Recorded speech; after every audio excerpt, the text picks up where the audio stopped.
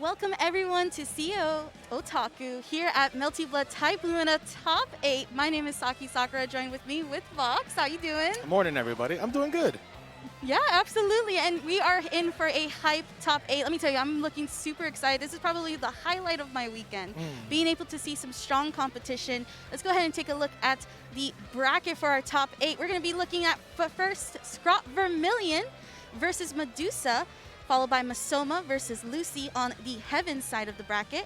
Over on the Hell side, we're going to be seeing Lunar versus Mids Makano, as well as followed by Yui versus Infinity. Yes. So I know a lot of people were expecting Scrot and Masoma to be on the winner's side because they're probably number 1, number 2 in North America with their combined results. I know Scrot I think he got 4th at Evo, if I'm not mistaken. Yes, he got 4th at Evo. But even though that happened, he still placed like top 1, top 2 every Type Lumina major. Masoma usually gets the same top 1, top 2, top 3 sometimes, depending on who he fights. Yes, he won ECT recently that we commentated. Medusa, they got top 8 at CEO earlier this year. Lucy, I believe they also... It's been a little bit since I seen Lucy, but I believe I was at Combo Breaker, also saw it. Yes. Saw her as well. Making that top 8. And then, of course, we have on the Heaven side of the bracket, Lunar, who was actually just in the top 8 for Grand Blue. Yes. So a very bit much a powerhouse as far as a competitor is concerned across all these games. And then we have, of course, Yui from Puerto Rico, who's also, I believe, not sure if this is her first CEOTaku, but... I think so. Oh, there you go. Top 8 already for some of these players, which is really awesome to see. Something to note for this upcoming match that we're going to be seeing between Scrot Vermilion versus Medusa, Scrot's been using Noelle. Yes, Scrot, since the patch around August 19th or so, that's when they made a lot of major changes to the system mechanics. Low shield losing to standing mids, high shield obviously losing to lows. They made a lot of changes because a lot of people were thinking like low shield's too strong, so they they made the changes where charge standing mid crushes low shield, gives you a fatal combo. If you do a normal standing mid, you get into a failed block state, you get some chip damage, you lose moon gauge, so your offense gets to continue as normal, but you have to use the correct standing shield for the standing normal. And then there's a lot of like small character changes, Noelle being one of the ones where a lot of people are like, her pressure feels a lot stronger now. She kind of is overwhelming near the corner because black keys give a lot of plus frames. Her pressure is kind of hard to jump out or mash from, but outside of that, big normals. She has a real DP now, so she can test stuff on Wake Up. And I guess Scrot's other reasoning for picking up Noelle is because she's cute, but that's a different story. Anyway, I think they're going into it. Oh, so Noelle versus Vlob. Yeah, really interesting pick here. Of course, Medusa, no stranger to the Vlob pick as well. And here we go, a really strong start. And grabbing Medusa right there in the corner, going for the small jump to try to get the mix-up going. All right, yep, there's a knife. Medusa holding shield. Hey, all right, B follow-up hits. B follow-up is 0 on block, so you can't mash right away, but you have to be careful. If you have slower normals than the other character, you usually lose those exchanges. I like the small little charge there to try to get some resources back. And then here we go, seeing the pressure we know and love from Noelle. Oh, nice clash. 2 clashes using Moondrive to go ahead and just stop that interaction and reset it a little bit. Trying to back up here from Medusa's side. Confirm. Nice. He picks it up off the air hit. That was a little strange, but Noelle's 5B got a little bit better. It's more consistent hitting people in the air, so he can pick up the confirms there. Yep, moon skill key. All right, I don't think Scrot's going to spend Moondrive, but he'll spend 1 bar. Push Medusa near the corner. Hey, 1, 2, safe jump auto time. Very, very nice. And going for that throw there. Oh, whipping the throw, and Medusa responding back with his own throw. Another one, but taking out the side corner. Not sure if I agree with that, as that might be a little bit of a risk there. Yeah, like letting Scrot run free. Okay, there we go. Yep. Once again, another confirm with moon skill black key for her. Might spin it at the bar. Auto time safe jump. 1, 2. All right. Jump C. No response from Medusa. Medusa down back in pretty well. Low shield. Decides to do A launcher. BC goes through it. And that's the pressure that Noelle has. She's able to, a lot of her pressure spaces her out from heat, a lot of DP reversals, so it makes it easier for you to run your pressure, not really worry about the defensive mechanics that the game gives you. Because she spaces you so far, you're like, oh, I'll just heat from here. She's already like halfway across the screen. You're like, oh, I just whiffed. I whiffed, I got punished, I lost a round. Yep. So let's see what Medusa decides to do. Oh.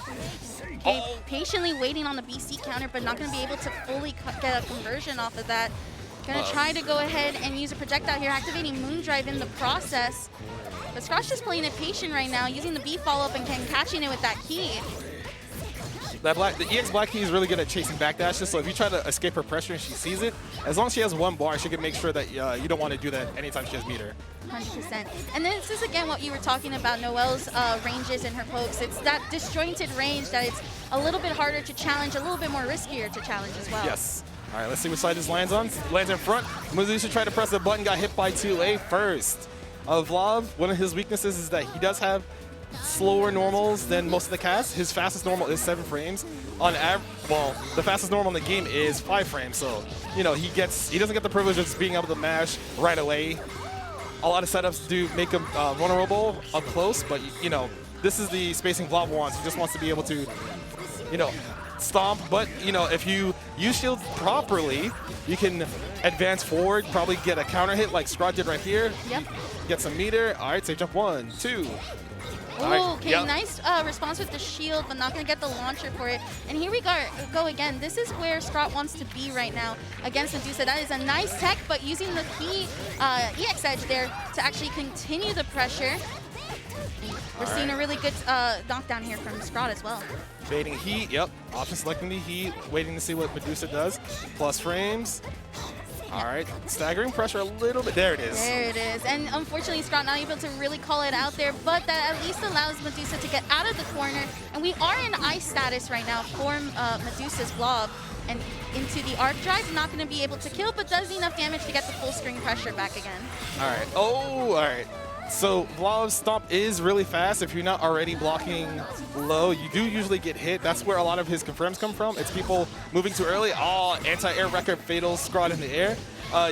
You normally get fataled while you're in the air because that's the status that you get. Where on the ground, normally you just get normal counter hit unless you're shielding. Oh, no unblockable there. Medusa just trying to score another hit. Yep. Another strength of Noelle is that her key moves are a little bit backwards when she throws it. So you kind of escape people's like 2A mashes or their throw attempts. Yep, absolutely. And it's also a great way to also catch them off guard if they're trying to go for the backdash. Once again, that launcher is just whiffing. And that is the power of Noelle that she has. And this is, of course, with about 2 bars, very close to getting another 3 bars into the moon drive, and that is just death. Scrot Vermillion taking it 2-0. Yes, Scrot did a setup in the corner there where he either, after black key, he creates small space in the corner where he gets a left, right, or high, low. Yep. So it's kind of hard to block in that situation because you're expecting some trickery. Mm-hmm. But normally, he'll land in front, he'll try to like 5A you, bait out your heat or your shield, and then depending on what happens, he'll either moon drive or he'll just like wait out the shield response. Yep. Absolutely, and that was a fantastic game. We are going to see Scrot still staying alive on the Heaven side, but it is not over yet for Medusa, as he will be heading down to the Hell side of the bracket, so you don't want to be missing those matches anytime soon. But up next, we're going to have the legend Masoma versus Lucy. Now, both of these players are powerhouses with their own characters. We have Masoma, who's on the Blob, and then, of course, we have Lucy, who's on Roa as well. Yes, Lucy, she also plays a myriad of characters. I know she plays Vlav. I know she also plays Coma, depending on the matchup. But usually it's a Roa for really high power situations like tournaments. Mm-hmm. She's also qualified for, I believe, from the Central. I think it is Central. Yes. I think you are correct, yes. Yeah, she made top 8, so she qualifies from the Central, but we'll see how that pans out later this year. Absolutely. But she is very strong. She enters a lot of net play tournaments. Usually gets top 3, top 2 as well. Yeah, I believe I've seen her in Heatwave, Panic Shield Anonymous. Mm-hmm. So a lot of these, of course, amazing efforts to keep the community alive and well, filled with many tournaments to both welcome new expert players and even intermediate players as well. Yes. So it's going to be really exciting to see these matches. I will say that yesterday when I was commentating both of their pools, I feel like these pools were very much seeded with a lot of high-level players within. Yes. It was almost like pools didn't feel like pools. Pools felt like a sweat fest and like a flood full of water and all that jazz. Some pools were definitely more stacked than others. It felt like, I think it was the second half of pools yesterday. Yeah. Felt like a lot of the stronger players were kind of like, they were far enough away from each other, but they were still. It was still like, oh, this is already happening this early. That's kind of hard. Or this person's already here in the bracket. They already lost to this person's like, oh, that's kind of tough as well. I remember seeing Masoma, speaking of which, Masoma's path included a couple of love mirrors that were very much sweatfest, if I do say so myself, including taking down Fame 96, who had an amazing loser's path, but fell down to Lunar just short of top 8. Yes. So Masoma has been really just out here, and then of course has been in other games competing as well. A lot of these games here at CEOTaku have just been showing up. The community's been doing a really extremely good job keeping the strength open. Sounds like this is a button check between both players at the moment. Yeah. All right, just making sure all the stuff works, even though you have button config and character select, but, you know. Can never be too sure. Sometimes when you're playing different games, you're confusing A, B with, like, some other button from other games. I come from Mortal Kombat, so when I hop into Guilty Gear Strive and then into Melty, I'm like, so what am I referring this to again? Is it 1? Is it BC? Is it Right. All right, so it is Roa versus Blob. Ooh, all right, round start 2-2A. Full confirm with meter, almost 4K. Safe jump incoming. Let's see what Lucy does in defense. All right, doesn't use any resources. Both Moondrive to stay safe. They don't want to get tagged by anything. Okay, a little bit of the delay on the BC, but the clash, and Lucy gonna be able to win that clash interaction, getting the EX edge there. All right. Lucy starts on pressure. There's a gap there, so Masoma holds 1D. Hey, lightning snipe. No meter on Lucy's side, so she's just going to do a mid-screen DP ender. Masoma neutral attacks. Backdashes away, trying to get some space. Uses a bar. Waiting to see what Lucy does, because she's probably going to try to snipe with lightning or low shield the projectiles. Oh, no! Ooh, and that was a very nice pickup there from Masoma. Going to be able to cash out quite a bit. They're going to backdash, probably trying to bait Lucy from doing a DP or some wake-up option there. Ooh, no anti-air shield. Backdashes away out of the corner. Air dashes over to 2C. Full confirm incoming. She might spin the bar. There it is. All right, let's see if the safe jump. Yep. Double jump. Oh, yeah. Caught Masoma trying to mash 5A. Masoma usually likes to do that fuzzy 5A. It's you're blocking in the corner, and if you don't block anything initially, you press your 5A to hit them out of their like fake setup. Yep. But if you do something like Lucy did, where she did air lightning, you get a confirm right after. But Masoma taking round 2 pretty early, similar to what he was doing before. But Lucy usually perceives in those situations because her meter management so far has been really good. Oh my god. Shield back and forth between these two. That's how you know they're on that next layer, right? It's like these are the players that are like in each other's heads. We're seeing Lucy trying to navigate through this obstacle course right now. Masoma's just playing really strong defense, using the eye status on Blob to be able to do so. Having to shield, trying to do the B follow-up and delaying it just a bit so that she can go ahead and backdash. Oh, Moondrive trying to avoid the fall recovery there. Ooh, all right. Lucy didn't have access to BC there on pawn shielding the moon skill, but it doesn't matter.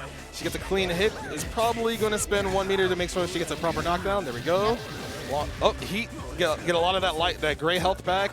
Probably going to spend a bar here to keep pressure. No. All right, there we go. All right. Trying to see what Masoma would do in response, but goes back to making sure Masoma doesn't. Oh, there's low shield. Backdash away. High shield. Launcher.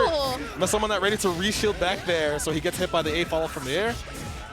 Lucy doesn't have any meter, so this isn't that scary. Throw doesn't kill, but she just got a bar. Yeah, Retreat. this is really nice stagger pressure right now. Uh-oh. Oh, but that is going to cost her there, as that's going to be a big punish for Masoma, who actually has 4 bars of meter right now to actually work with. And goes ahead and activates heat as well, and using the stomp to get that fast projectile and just cashing it all out. Sometimes as Blob, that's what you got to do, and that helps win that situation. Yes, Masoma using his projectiles to great benefit, because if done properly, you are not allowed to shield any of those stomp sequences. You're stuck blocking, and because there's like 6 seconds left and he had a lot of meter, he could just run out the clock, and Lucy couldn't really do anything there. But now, activates Moondrive, scores a hit with some meter. Stagger pressure once again. Roller pressure is really scary because you have to understand where you're allowed to jump, and then you have to worry about being thrown, because this is a strike throw heavy game. Yep.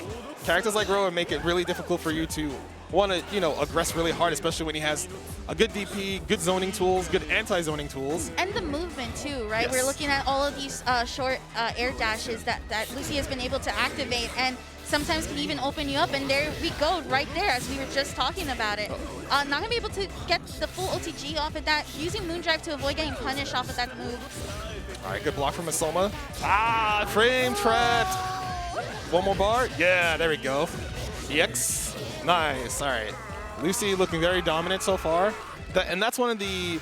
So the way the matchups in this game work so far seems that like the zoners are more or less quote-unquote the strongest characters because they do everything that normal characters do with good rush down, good pressure, but they also convert from full screen essentially. But Roa is sometimes seen as the quote-unquote anti-zoner because he has a move 236C with meter that snipes characters from full screen if they do any action that's not safe with Moondrive. Yeah, absolutely. But we do see again this great round start that Masoma is having right now against Lucy. Making the adjustments possible, that's the one thing. It's about cornering Lucy's Roa right now and getting in the mix in, and that is going to be a ton of damage. Oh, but no, dropping the combo just as we said that. All right, Lucy. Okay, opening up Lucy just in time. Yep. Lucy probably tried to either throw or press 5A there. Got counter hit. And Masoma looking a lot better that round. Oh, Lucy not wanting to BC back or shield back. Masoma immediately doing BC after shielding. He's going to go for a mix-up here. Left, right, other side. Back dash away from DP or heat. Punishes the launcher afterwards. Gets hit by BDP. All right, low shield. Blocks it. Oh, good call out on the air dash there from Masoma. Again, one thing that has been the adaptation from that first game was those air dashes getting opened up by Lucy in those moments. We are going to see those stomps happen again, and Lucy trying to maneuver out of these projectile obstacle course. Masoma doing really well so far. He's holding on the moon drive in case something goes wrong. Unblockable. Yeah, there we go. Yep. That should be the end of the round provided Masoma hits the confirm. He'll also build... Oh, it's close. Oh, it's still close. The scaling. Oh, the no. Scaling. Jump back, jump B. Lucy probably trying to move forward or jump, get hit on start up there. So you can see Masoma adjusting a lot better, not rushing too much. Because I know a lot of people are worried that like, oh, Masoma usually sometimes loses game one in like an unlucky fashion sometimes. Yep. But then other times, you know, he adjusts pretty quickly. He's just wanting to make sure what your defensive habits are, how you respond to zoning. And there we go. All right. Lucy, also known for playing Vlob, trying to... the switch. Yeah, she does play Vlob at a very high level, and it's usually for matchups she dislikes. Not on like a character, but it's more like a personal matchup thing. Like, I don't like fighting this character. I'm just going to go and fight fire with fire. So as you can see, we have a good old-fashioned Vlob mirror versus, you know, some of the best players in North America. No, 100%. I could probably agree with this Vlog choice as well, considering that this is first to two for these matches that we're seeing in the top 8 before finals. Sometimes making those quick adjustments, oh my god, the back and forth on the shield. I love seeing those interactions because that is where you know these players are trying to get into each other's heads, using heat activation, but Masoma not being able to let that happen, actually going ahead and responding quickly. All right, but someone gets a air dash confirm off the stomp, ends the round very nice. And you can see that the first game from Masoma he wasn't too shaken up about that. Game 2 came back pretty hard, and now he's looking in good form so far. Shield, launcher, yep, that's a punish on the clash during Moon Drive. So that's one of the primary uses of Moon Drive as the defender, is when someone activates Moon Drive aggressively, they do a Moon skill, you clash. You Moon Drive back. Oh my god, that was the launcher right after the close projectile. All right, full screen, gonna charge some. Double overhead, good block from Lucy, but right now she has to... Oh, that's a punish off of the shield attempt. And Masoma's gonna get a nice chunky damage there. Close to 4K rep. Yep, right there. All right, backdashes away probably from heat activation. EX stomped. Trying to see what Lucy does in response. Moon Drive activation to stay safe again. Lucy trying to get some sort of hit. She doesn't have any Moon Drive available, but she has normal meter. Oh, Masoma holding low shield gets hit by super jump B. Now it's a good chance for Lucy. Probably the heat. Nope. Gonna charge, get a mix up. Keep pressure. She just realistically needs one hit. Oh, lands low shields at 2-2C. Technically, both of them need just one hit confirm, one good opening and into conversion. And that is exactly what Masoma does in response to the A follow-up, getting the launching sequence. Has 2 bars of meter to actually go ahead and take care of it. And yep, does so indeed. Masoma taking it 2-1, I believe. All right, good shit to Masoma. Bringing it back, playing really solid, making sure that a lot of his decisions weren't too too hasty. Yes. He was willing to, in that last exchange, you saw him hold shield for a little bit. You didn't see him react right away. He waited till he saw Lucy probably hesitate and responding afterwards and doing a launcher. Because a lot of times when you shield somebody, you expect them to BC, but you have to look at their moon gauge, because if they get shielded, they try to BC. If they don't have that meter, you don't have to worry about that response usually. Yep. It's usually like the reshield process. It's like, okay, maybe they're just pressing shield, or they're waiting for me to whiff shield to punish me. It's that small mind game that makes playing Lumina kind of hard for a lot of people, because they're just like, oh, I don't want to like constantly guess with this button. But at higher levels, when you play more, you understand the process, how people personal habits of what do I do here builds over the course of a match. And once you get that down, playing the game is a lot more fun. I didn't want to use the word fun because fun is subjective, but we'll use fun for now. I definitely say it's fun. I love the RPS factor that can happen in Melty, especially like you mentioned in these high-level sets. And we saw that quite happen a lot, especially with some of the shield delays. What I really want to point out is that Lucy was doing a fantastic job with that Roa, especially keeping Masoma in check in a lot of those situations. One thing I wanted to point out too is that seeing her use her heat activation to gain back some of that health that she was losing out, and I believe game 1 or game 2, really shows how Melty isn't just this fast-paced, high-damaging game. Because as you can see, even with like Blob being this zoner character, he dishes out quite a bit of damage with the right amount of resources. But it's not just about the damage; it's about regaining your composure, getting back into the neutral, and actually going ahead and playing this air footsie game that we know and love in Melty. So yeah. So I know sometimes people don't know when to heat, because there's a lot of things like option select. It's like, I get knocked down, I want to heat to get my life back or get my turn back. They option select me, they shield my heat, and they're like, now I'm like dying again. So normally the best thing to do is, if you have an abundant amount of meter, you'll try to do a combo where you spend a meter maybe sometimes you have a meterless combo that gets your life back safely. That's what's called, generally around here we call it that safe heat. There's no retaliation that can come from it. Afterwards, you're safe, you can regen health as long as you're not blocking. If you're hitting somebody else, then you're getting your life back. You stop the clock. That's the other important thing about having heat, is you kind of gain more time while nothing's going on. And then you try to build back your life lead, because sometimes people just try to heat as like a pseudo burst, so like get off me, even though they have close to full life. They'll tend to, heat, and then it's like, okay, you just lost all your meter because you didn't want to have to block, but now what do you do the next time you get hit? So like there's like a big momentum shift every time people heat and get nothing out of it. Absolutely, absolutely. Up next, for our next match, we're actually moving down to the hell side of our bracket, and this is going to be Yui versus Infinity. Yes, Yui playing Powered CL now? Yes. Yes, Powered CL. One against Silent, if I'm not mistaken, to make it to top 8. Yes. That was, I believe, a 2-0 match. Very well done, Powered CL, if I do say so myself. I was watching that match before coming over to the top 8 side, and she's just doing exceptionally well. Again, I believe she was put into losers quite early before heading into top 24, so it has just been a grind to get into this top 8. And then we also have Infinity. Infinity also known for playing, since the addition of Neko Arc, he has been playing Neko Arc on Netplay exclusively. Wait.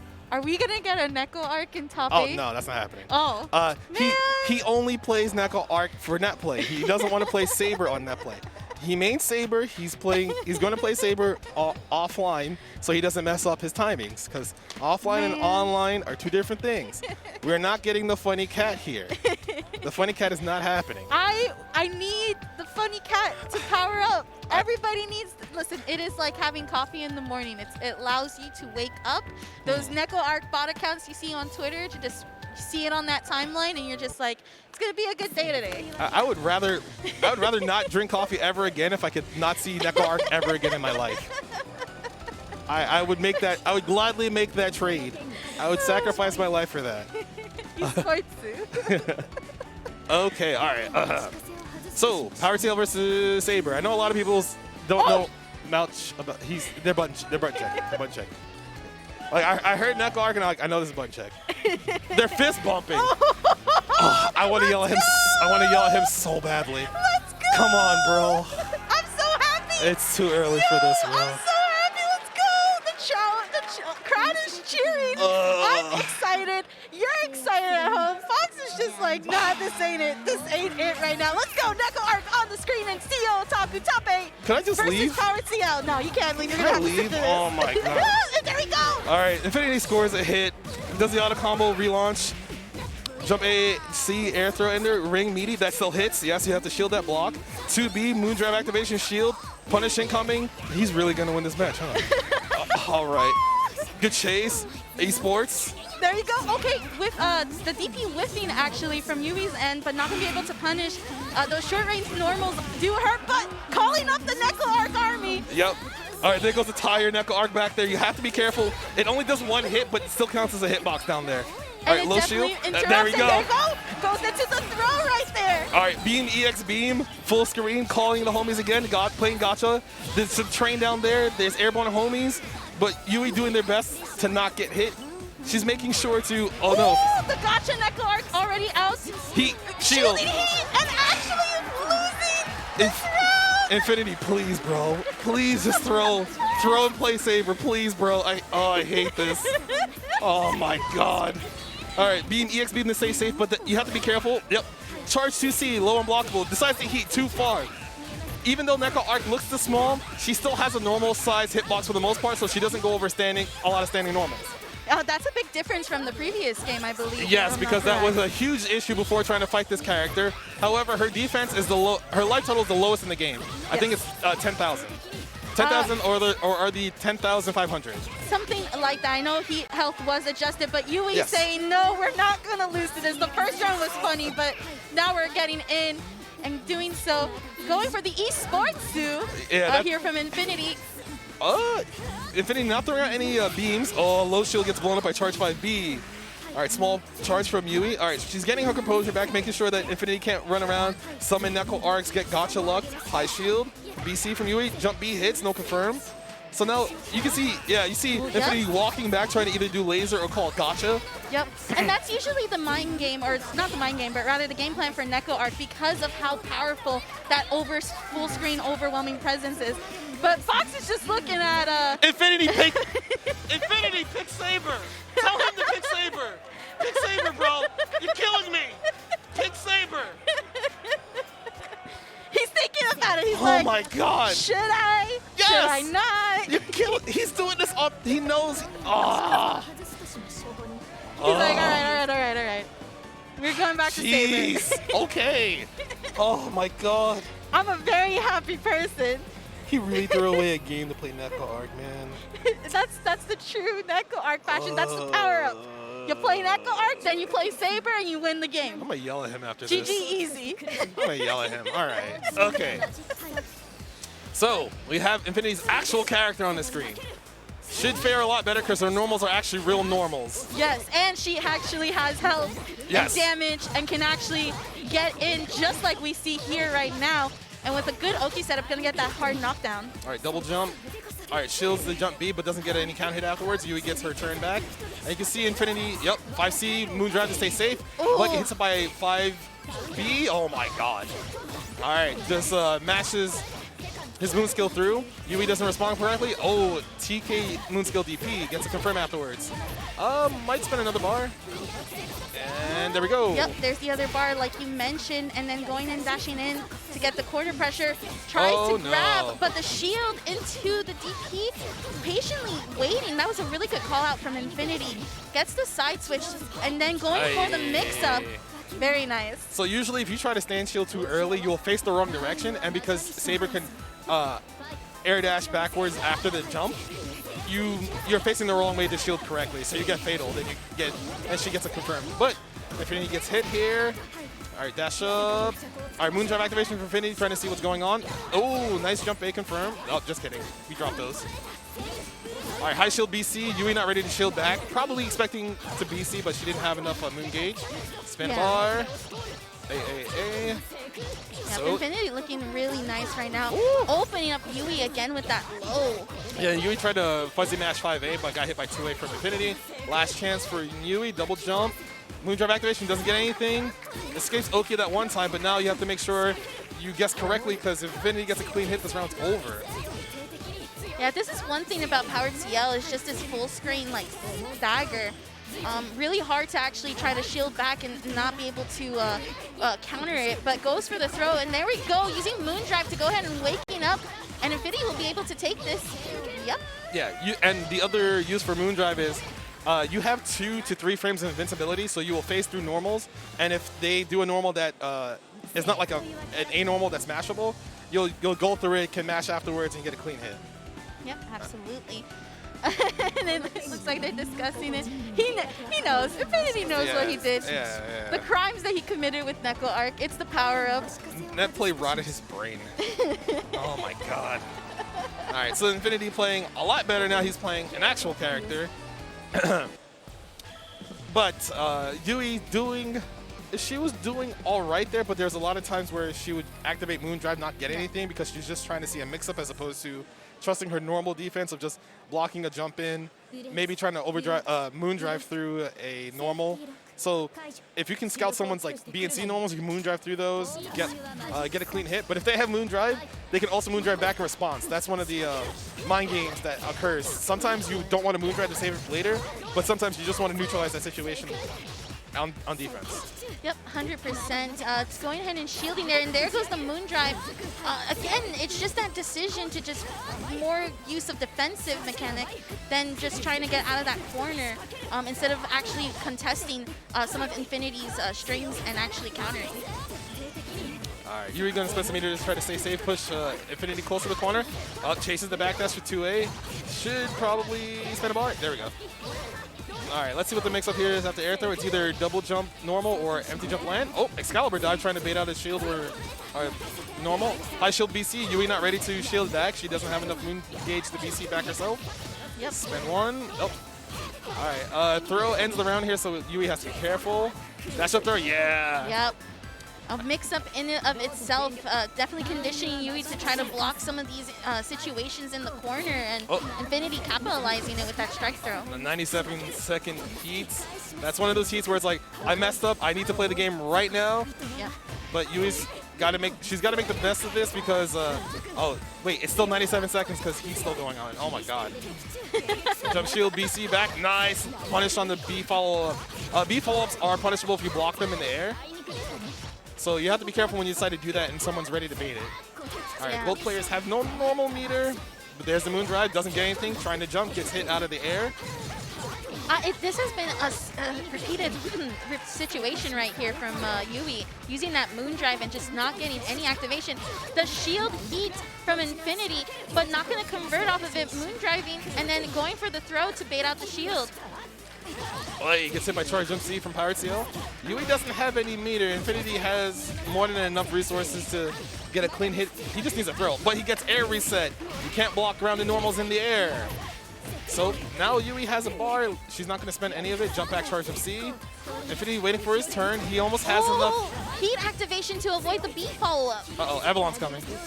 Oh. No, fatal on the B follow-up. Moondrive, punish? No, 5A doesn't get there in time. Chases the back dash. Very good. All right, nice. Infinity moves on even after making that troll pick with Neko Arc. This guy. Oh, and very good job there, though, from Yui. Played her heart out there. Of course, at least was able to beat the Neko Arc and survive that instance. That would have been a disaster if she lost.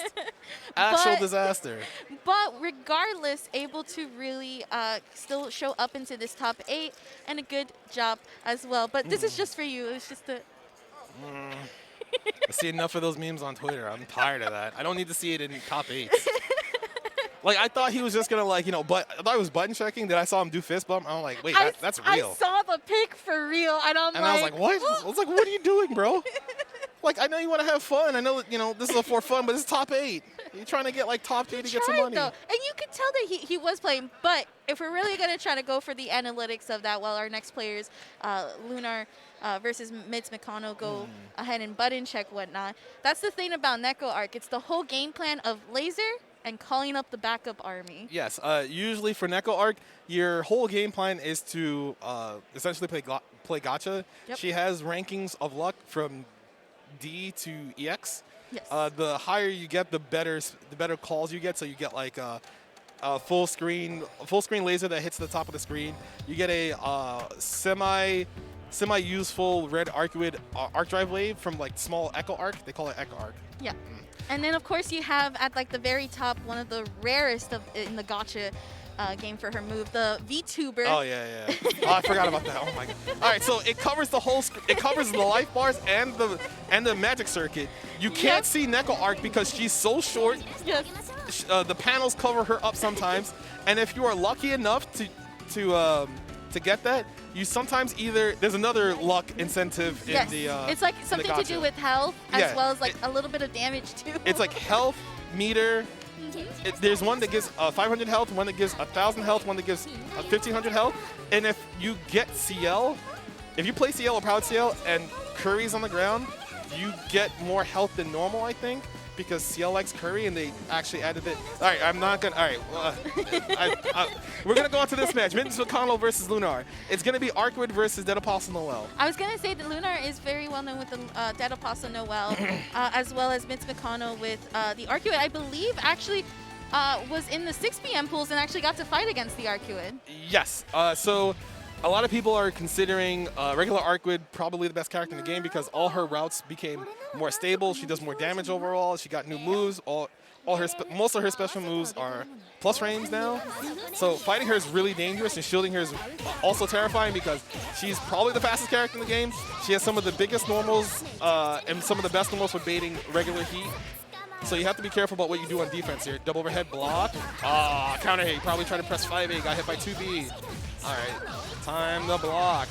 Is that optimal? Yeah, that's pretty optimal. Yeah, I would say that Mids is actually one of the most optimal with Arcuate. Yes. I have really seen some really very struggling setups to actually guess upon wake up. And there you go. That's a perfect in our first round for top 8. Yeah, Lunar got hit 3 times and he lost because he got hit the first time, then lost, then got kind of hit the second time, then didn't block the MD jump low the third time and lost. So the strength of this character is that once you get to the corner, most of her moves, special moves, are advancing forward with plus frames. So it's kind of hard to escape her as long as you're not keeping track of what she's doing beforehand. All right, EX Spears from Lunar gets a knockdown. And this is the one thing too about the A Noel, it's that setup with those spears, my goodness. Okay, clashing with the DP, using Moondrive to continue. Oh, double overhead. All right, let's see. Oh, nice throw tech +3 afterwards. Tries the low shield, gets thrown. All right, trying to stagger, trying to bait out another shield from Lunar. Plus, yep, if you let that rock, she's actually plus, you have to be careful. But Lunar mashing 2A right there, getting their turn back. Let's see if you spend, okay. All right, time for left, right, high, low. And the overhead actually. Yep, it's a delay high, yeah. So the reason why Lunar does that a lot is to bait DPs, bait heats, and bait people trying to jump out. And also, you still have to block it high.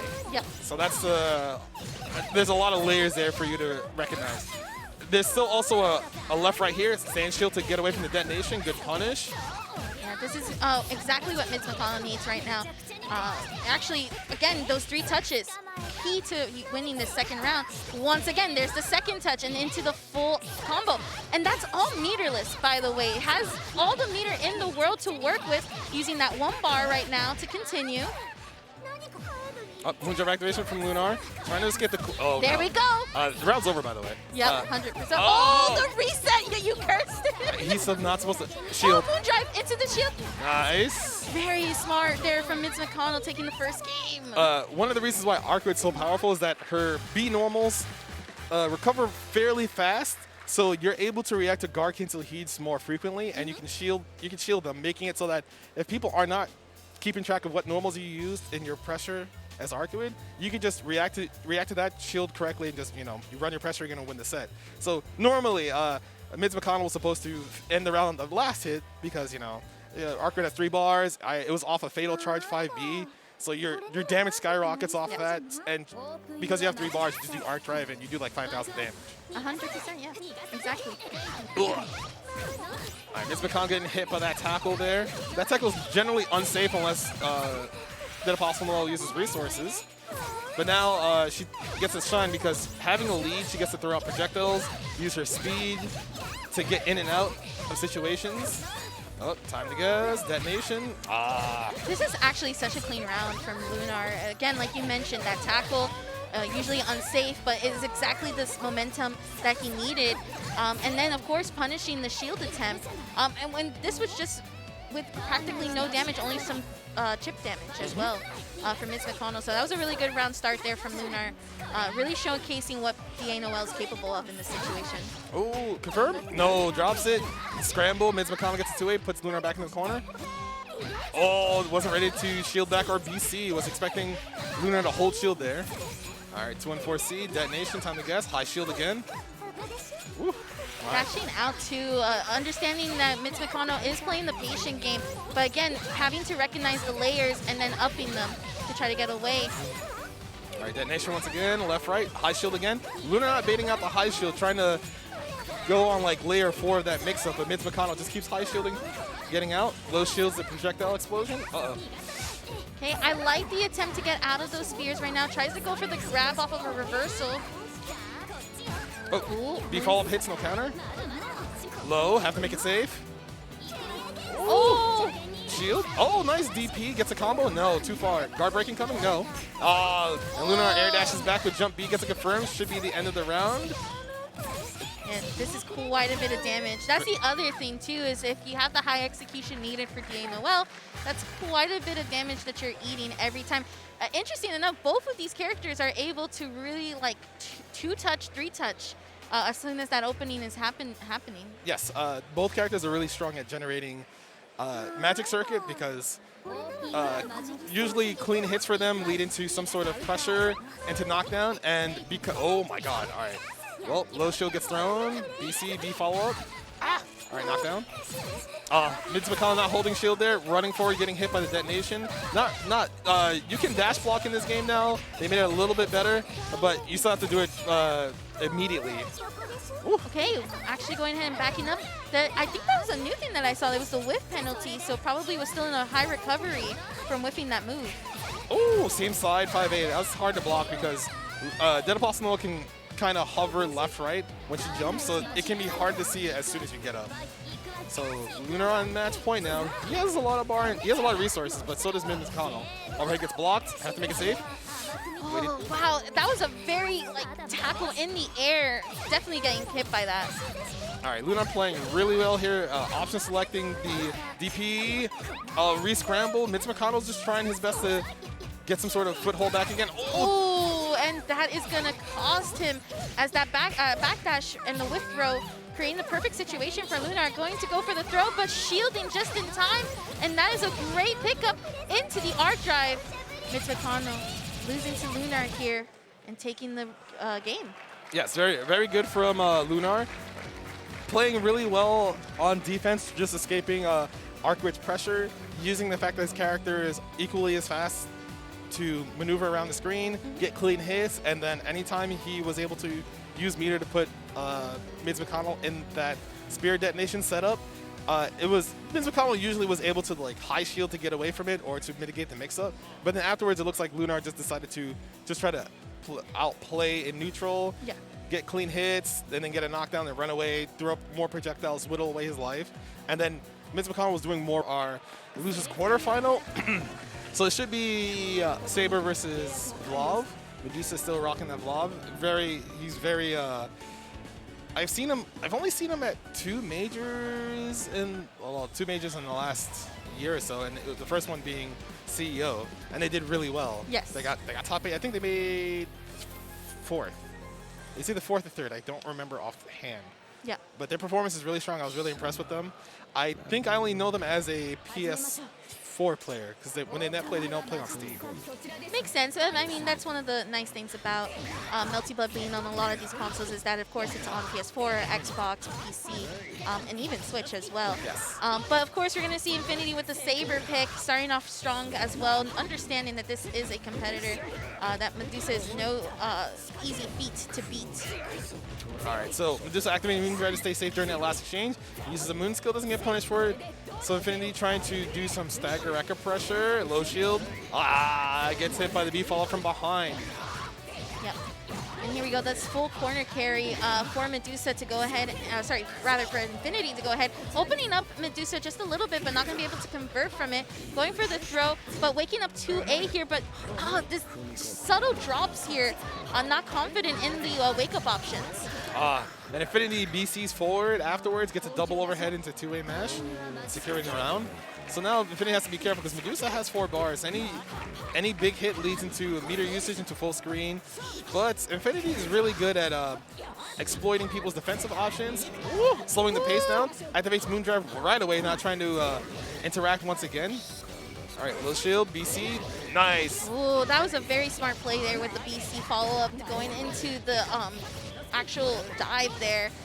And this is going to hurt a lot for Medusa, having to try to wake up in the situation. But both of them, the clash ending into a full knockdown for both. But Infinity's going to be able to continue the scramble and actually keep Medusa, Infinity in the corner.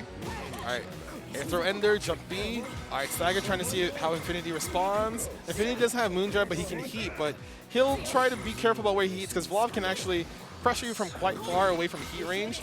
Oh, B follow-up hits, Moondrive to activate to see what Medusa does. Shield, nice. Oh, very nice, and that's going to be a full punish for Infinity against Medusa. All right, very clean from Infinity. He's one of the players better known for being able to scout out, to react to guard cancel heat very efficiently. That's a big strength because if people can just heat constantly versus your pressure, it makes it harder for you to stay in, to maintain the fact that you have a life lead. But Infinity's pressure is he'll do a lot of staggers. Oh, overhead after the Rekka. He'll do a lot of staggers to see if you're willing to shield, heat, mash, delay throw, and he'll work off of that. And Saber's really strong at that, but he didn't Moondrive the Rekka, so he has to block the Vlav pressure now.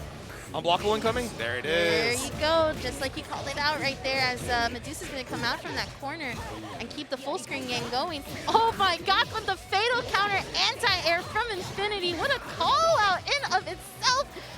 Forcing a reset on Medusa's side and actually going to be able to kill here, I believe. Oh, doesn't spend the last bar, just air throws instead. Oh, wait, he didn't do a real jump in to hit that low shield, but it's okay. He still keeps turning. Yep. Medusa trying to swing once again after it wasn't their turn, which is admirable because at that life threshold, throw kills you, so you're not trying to attack the throw, you're just trying to mash to get away from it. Oh.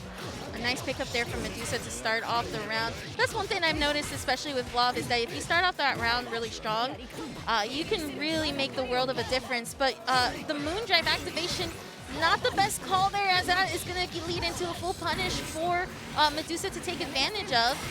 Got caught trying to dash forward on the low stomps there. Yep. Medusa gets the confirm afterwards. So Infinity was a little hasty in 2 instances where he got hit, the Moondrive activation, and then trying to move immediately after Vlav stomps.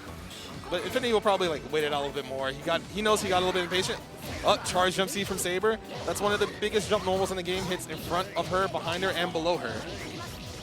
Okay, and here we see Infinity continuing the pressure to get to the corner, stubbing the Moondrive activation.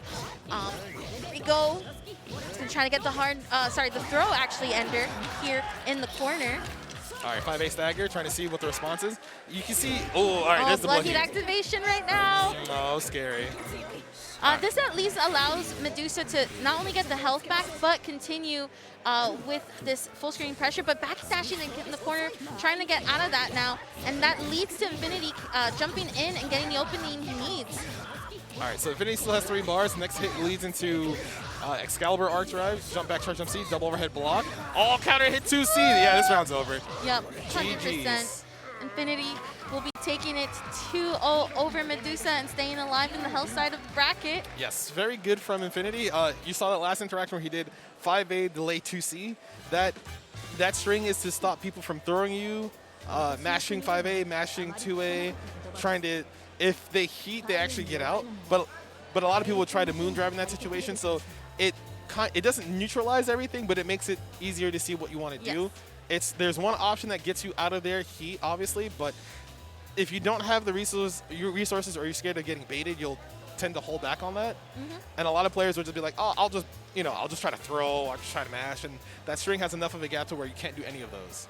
Yeah, absolutely. But unfortunately with that, Medusa is out of the tournament, I believe at 5th place, if I'm not mistaken. Yes, correct. But still, what an incredible run from Medusa. And of course, we'll still be seeing Infinity later on. Up next, we're going to have Lucy versus Lunar. Now, I do have a question for you. What do you think of this Roa matchup versus DA Noel? Because both of them, I would say, are high movement characters that can also reach pretty well, considering in the matchup. Yeah, so Dead Apostle Noel, she has the spears that fall from the sky. All of them are not overheads except for the ones where she turns blue and moves backwards further. They're really good for trying to keep Roa out of the air. But the problem is Roa's ground dash speed is really fast. Close to Dead Apostle Noel's, not quite the same speed. They both have that low to the ground air dash that doesn't drop. So they can air dash over your lows, your throws. They can try to bait you out from trying to jump because they hit their normals hit pretty high from there. And then Dead Apostle Noel also has actual full screen projectiles because Roa's lightning does not go full screen. It goes like close to 3/4, mostly half screen. But Dead Apostle Noel's regular spears go full screen, try to snipe him for trying to do any small lightning, jump forward. And she also has her DP is actually really big. It hits kind of behind her. So you have to be careful when you're trying to punish her or approach her from behind. Okay. Well, we'll definitely see how this plays out. Do you know that character? I don't know anything Lunar wants to talk about. I'm glad he's good enough at pressing buttons to be here. All right, and here we go. We're gonna try to hop in. This is a button check. Yeah, it's a button check. Yeah. Okay. Yeah, because I think Lucy also chose like a different character, chose Powered CL to check all the buttons, and then switch over to the main character. All right, so these two typically play pretty frequently online in a lot of the net play tournaments, the PSA tournaments, the Plus Frames GG tournament, I believe it's called. Yes, I think I know which one you're talking about. Also happens on Saturdays, if I'm not mistaken. Saturdays or Sundays is one of those. Yeah, I know there's always a Melty Blood tournament happening on Saturday and Sunday, so always fun to see though. It's a great highlight towards my weekend, like I mentioned. They play pretty frequently. Usually Lunar comes out on top, mostly due to it seems like Lucy doesn't have a good handle in the matchup, but she is constantly trying to see like, all right, what am I supposed to do here versus this character? And it looks like she doesn't normally play Roar too frequently versus Lunar, but a lot of the sets have been getting closer, and you can see how they're just willing to sit back full screen trying to get through. Lucy not trying to interact with the detonations there. Shields it, Moondrive activation, trying to chase Lunar again, jump B, nothing.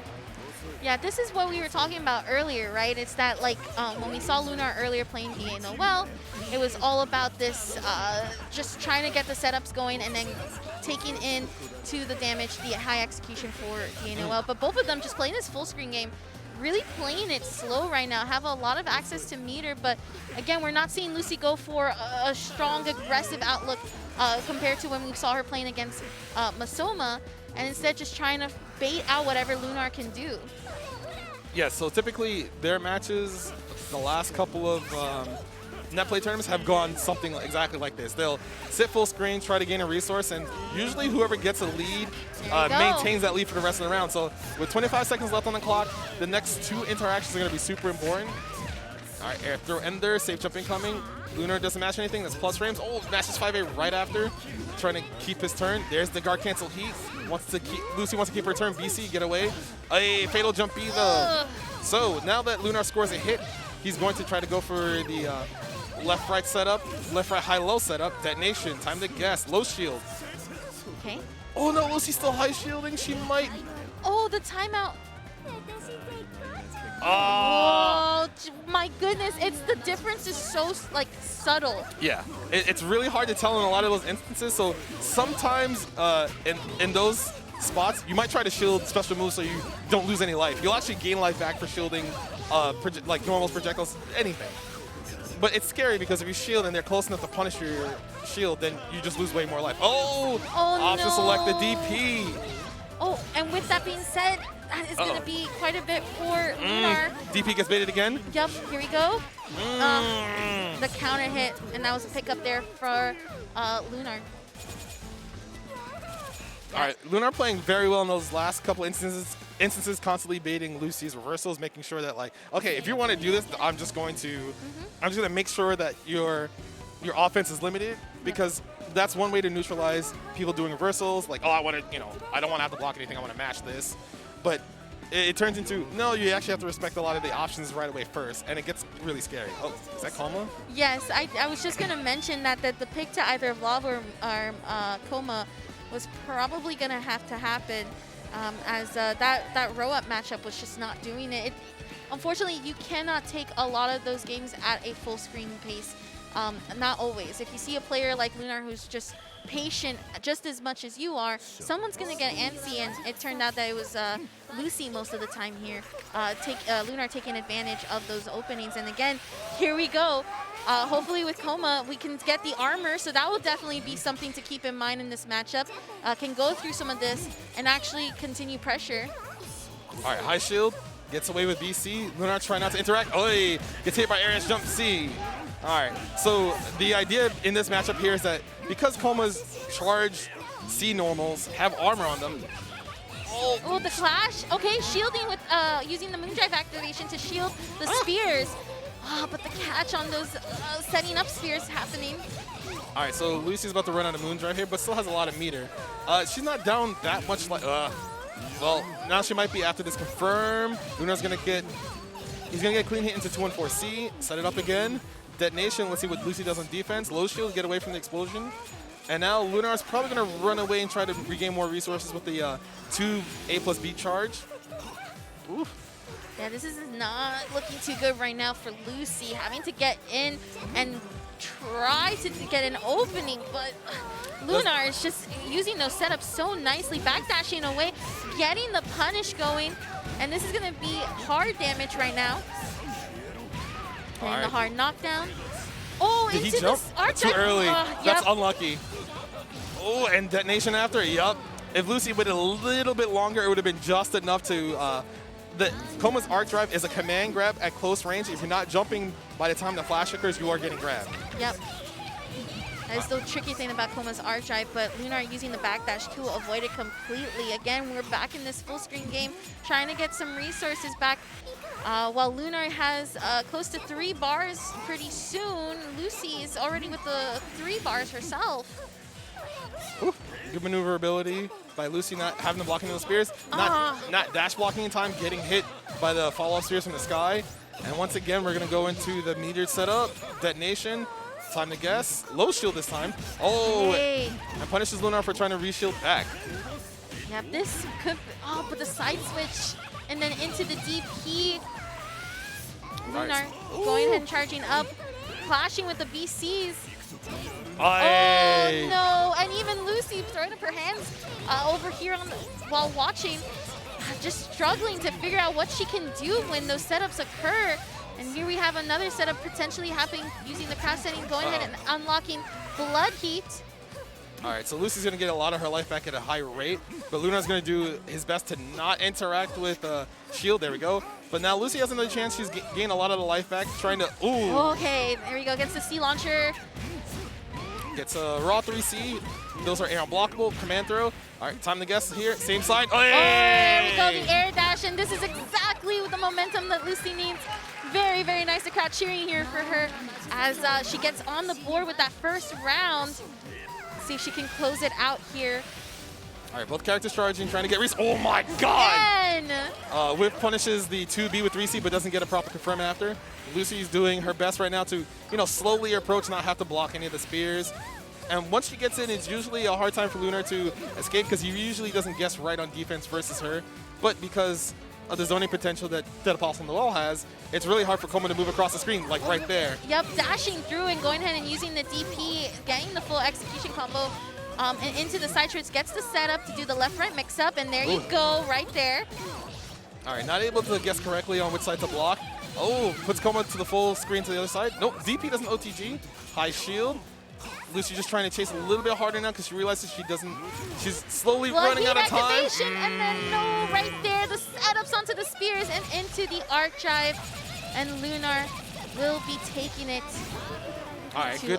Yep, good stuff to Lunar and Lucy. And it's really hard a lot of people will see that matchup and think that, oh, what's Koma supposed to do? Everything's full screen. His run is not as fast as the rest of the cast. His air dash is also a little bit slower, but he has the privilege of having that linear air dash. His big C normals make it hard to fight at him because they absorb a lot of hits. Yes. He also has a command grab that has armor, so sometimes on defense versus him, it's very scary because command grab characters make it hard for you to want to mash or sit there and block. And then he also has a strong DP too, which he can convert with meter.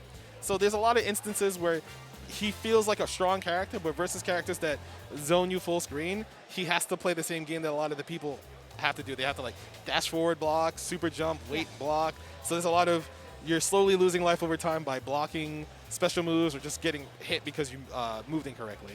Yeah, and one thing too, I wanted to point out is that unlike the match with Mitsubakano, there was a lot of just trying to avoid the spears completely instead of actually playing the defense around them and then closing in. Because that was also something to keep in mind, that when we saw Mitsubakano was able to dash in, block the spears, and then punish Lunar for it.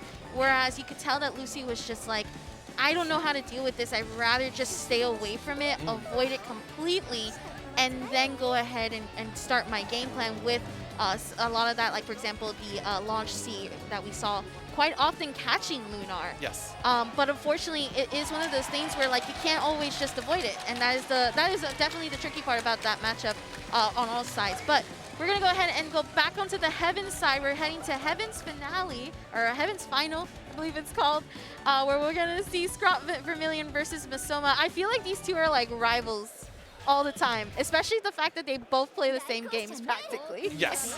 All right. They're going into it. It's going to be Vlav versus regular Noel. Yes. And a lot of people, I've seen these two play casuals over the weekend. It kind of goes back and forth, but it feels like it's sometimes Scrot favored, but then things just that happen, he kind of loses, which is weird. Like he makes one wrong interaction. Oh, same side. That's hard to block because sometimes you'll see Vlav jump and you think it's the other side, but at the last second he's in front and you can't switch your block in time.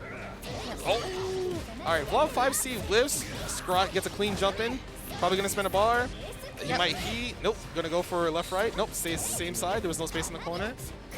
Oh. Okay, opening up Masoma, but the recovery happening. And this is actually going to cost Scrot there. Might be able to kill with that one bar. No, Ooh. 2 bars instead. Very nice. All right, with Masoma taking the first round here. I can see why you say that, though, about watching them both play casuals earlier, how it's just that one mistake and then it's Masoma that comes out on top.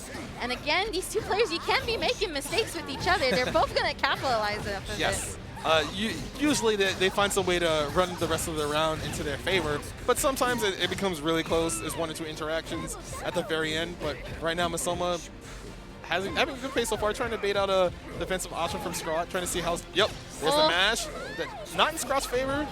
All right, Stomp trying to keep Scrot away. Air unblockable. Oh, there we go. It's very hard to fight Vlad because the normal, and that jump shield just going punished because Scrot decided to full jump shield without seeing anything beforehand. And normally, if you don't shield anything, you have 12 frames of recovery once you hit the ground. Yes. So that means you shield, you land, you still have to recover after you land, so you're still in counter hit state. Oh, yeah, I saw Scrot doing that air shield back when he was fighting Medusa, probably trying to do the same mentality in here with Masoma. But again, we are on to the second game, and we're going to see Masoma on the board 1-0, while Scrot trying to make all of this round count here. Trying to do the kick, I think expecting Masoma to try to inch closer with a jump in or something close to that. All right, Scrot making sure he stays at that space where Masoma's not allowed to throw projectiles freely without worrying about retaliation, but Scrot gets the clean hit afterwards, ends the round, very good. Scrot taking the first round with a perfect as well to boot. Oh, Masoma already found himself in the corner with poor movement, and Scott taking advantage is going to probably spin the bar to get a mix-up here. Let's see, left, right, other side, throw. Nice throw, going and keeping Masoma in the corner. That is one thing you want to do. Going ahead and throwing, punishing the shield attempt. Oh, but Blood Heat activation now in play on Masoma's side. All right, Scott just trying not to get hit. Oh, he almost got air unblockable, but it's okay. Oh, okay. Reshield, rising jump A, counter hit, no combo. Oh, Moondrive activation to confirm. All right, Masoma also gains a meter during this time.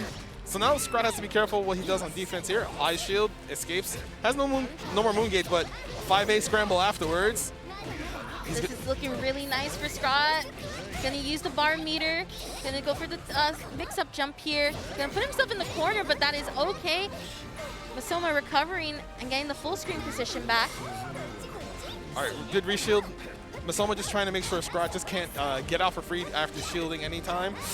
Oh, and the heat activation, that's the one thing about Noelle's normal, is able to really kind of keep that disjointed hitbox away from her. Yes. And then that heat activation just whiffing and not putting her back in full screen and into neutral. Exactly. So there's a lot of instances where you think you want to heat character's pressure, but Noelle does move backwards and away from you, and like away from a lot of your reversals more often than you think she would. So it's kind of hard to judge, all right, I'm going to heat here, but if you don't see the normal use, you can't do it right away. Oh, all right, low shield and just retaliates with 2A right after. Scott choosing not to do anything right away. All right, left-right mix-up incoming, other side. Oh, just wake up DP.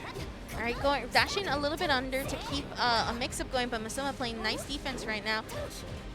All right, Scott jumps in cleanly, tosses a knife, gets a throw.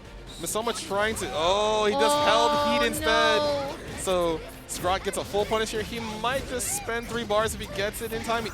Well, he doesn't get it, but he will just drain the rest of Masoma's heat gauge. Oh, 2A, no confirm from Masoma, not mashing hard enough to believe in himself. And that stomp is going to catch Scott and going to continue. There is no meter, though, so it has to end in that throw ender. Oh, my gosh, but the standing shield getting punished with that slow. This is not looking good for Scott. Had the right everything, right scenario, right situation, but Masoma staying alive. Yes, Scott decided to try to anti-air shield because he didn't want to block the jump B, and Masoma, in that instance, didn't press jump B. He just waited to land and punish the recovery of shield.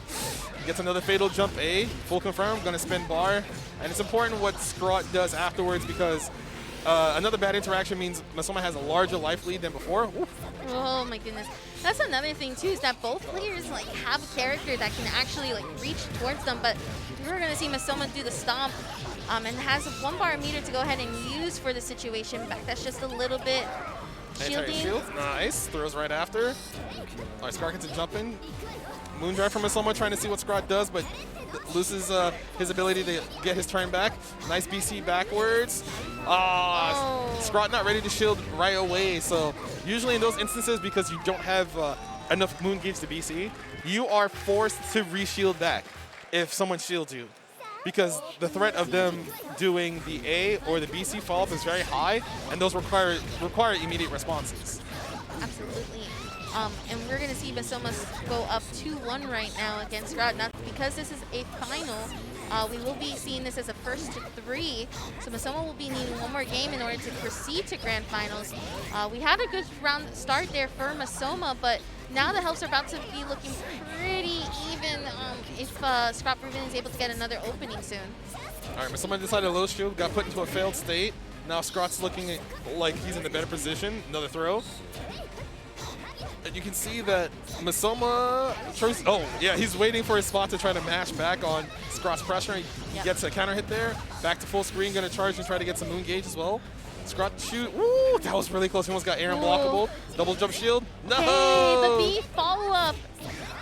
I'm not too sure what Scott's thinking here to end. Probably, into the meet with the meter. Oh my goodness. Oh my gosh. Masoma choosing to wake up 5A there because he didn't get hit by anything, and because he saw Scott backdash, he pressed 2C to catch his backdash. Round start, Eureka catches Scott at the start. Masoma's gonna get a nice 4,000 damage here. Push Scott to the other side of the screen. Moondrive activation to stay safe. Anti-air shield pushing Scott back to the other corner. Ooh. And nice jump cancel after the A launcher clash. That's one of the changes we got this version. And this was a nice stagger into sort of like a reset here for Scrog. Gonna keep that corner pressure going. Again, all of these staggers, just is pressure right now. Slight opening, not gonna be able to convert off of it. Shielding, tries to go follow up with the A follow-up, but not gonna get it, but does get the jump in. All right, Scrog's gonna spin meter here, go for another left-right setup. Stays in front, yes. Yes, there we go. That is exactly what Scrog can be using right now. Might be able to kill with that arc drive. Yes, just make sure you don't want to take the chance that your one or two bar meter combo doesn't do enough to kill, so that gives Masoma a chance to come back. That does leave Scrog with practically no meter usage at the moment, with rather while Masoma has full meter to be working with, 3 bars worth. Scrog manages to jump over the upwards projectile, gets a clean hit. Air throw in there. So Masoma has resources, has to respect the knife. Oh my god. That was very dangerous for both of them, both with the moon activation and then Masoma trying to shield, but still playing the defensive game extremely well. And let's just go ahead and try to get the stomp. Does get the fatal counter in the air. Scrog using heat activation to get that life back, but opened up by the stomp. Yeah, he tried to hold low shield, but because he ran out of moon gauge, you can't hold low shield anymore. You need to have moon gauge available during that time. Scrog just holds up 4, gets a clean jump C. I don't think he's gonna get the bar in time. No, he goes for a reset. Masoma activates moon drive to escape the reset, hold shield. Oh my god, Scrog didn't bite. So now Masoma just needs one good hit into a combo because he has almost 2 bars, double overhead block. And there's the fuzzy 5A match from Masoma. And he moves on to Grand Finals winner side. 3-1 over Scrog. The crowd cheering on for Masoma here. Scrog, though, will be sent over to the hell side of the bracket. We'll be awaiting the winner of Infinity versus Lunar. But wow, what a match. Yes, a lot of people were expecting a result of some kind, yes, especially because Scrog is some kind of like that, because Scrog is now learning his new character, regular Noel. He was playing Mario quite heavily before the patch, but he was contemplating dropping him because of the changes that Mario was going to get and the buff that Noel was going to get. Correct, yes. And I think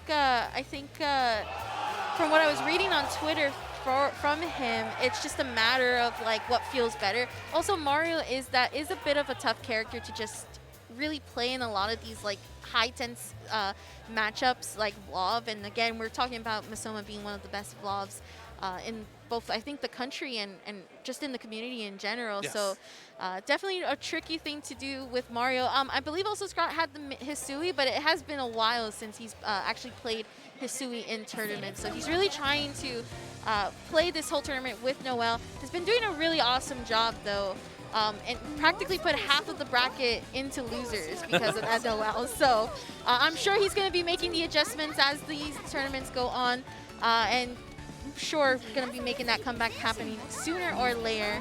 But we're going to see Infinity versus Lunar. So this is going to be Saber versus Neko Arc. Not Neko Arc, oh my gosh. Is that Apostle Noel? Thank you. I have Neko Rot on my head for some reason because I saw it on the screen for a second. All right, so both players give the fist bump. They're about ready to go. So this is back to the hell side of the bracket is 2 out of 3. So it is a first to 2. So we'll see how Infinity plays versus the Apostle Noel. I know a lot of people think that Saber might have a better time because once she gets 3 bars, she has access to Avalon, a full body 0 frame counter that hits if anything interacts with it. It does the minimum of 3,400 damage, and so it's one of those things that decentralizes zoners from throwing out projectiles while she has 3 bars. But you know, you worry about that once she has 3 bars or arc drive, obviously. Yeah, absolutely. And if you're just tuning in, this is going to be Infinity versus Lunar. Both of these characters, or players rather, starting off super crazy here as Lunar, again, getting the setups, going for the throw mix-up. You're going to have Moon Drive activated on Infinity's end. Oh, nice punish.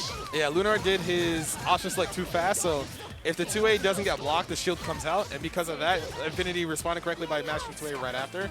Burrow gets attacked. Ooh, all right. Has to spend meter to make that safe, but Infinity decides to heat anyway to regain health in that one situation. Dash up 2C, trying to score the hit.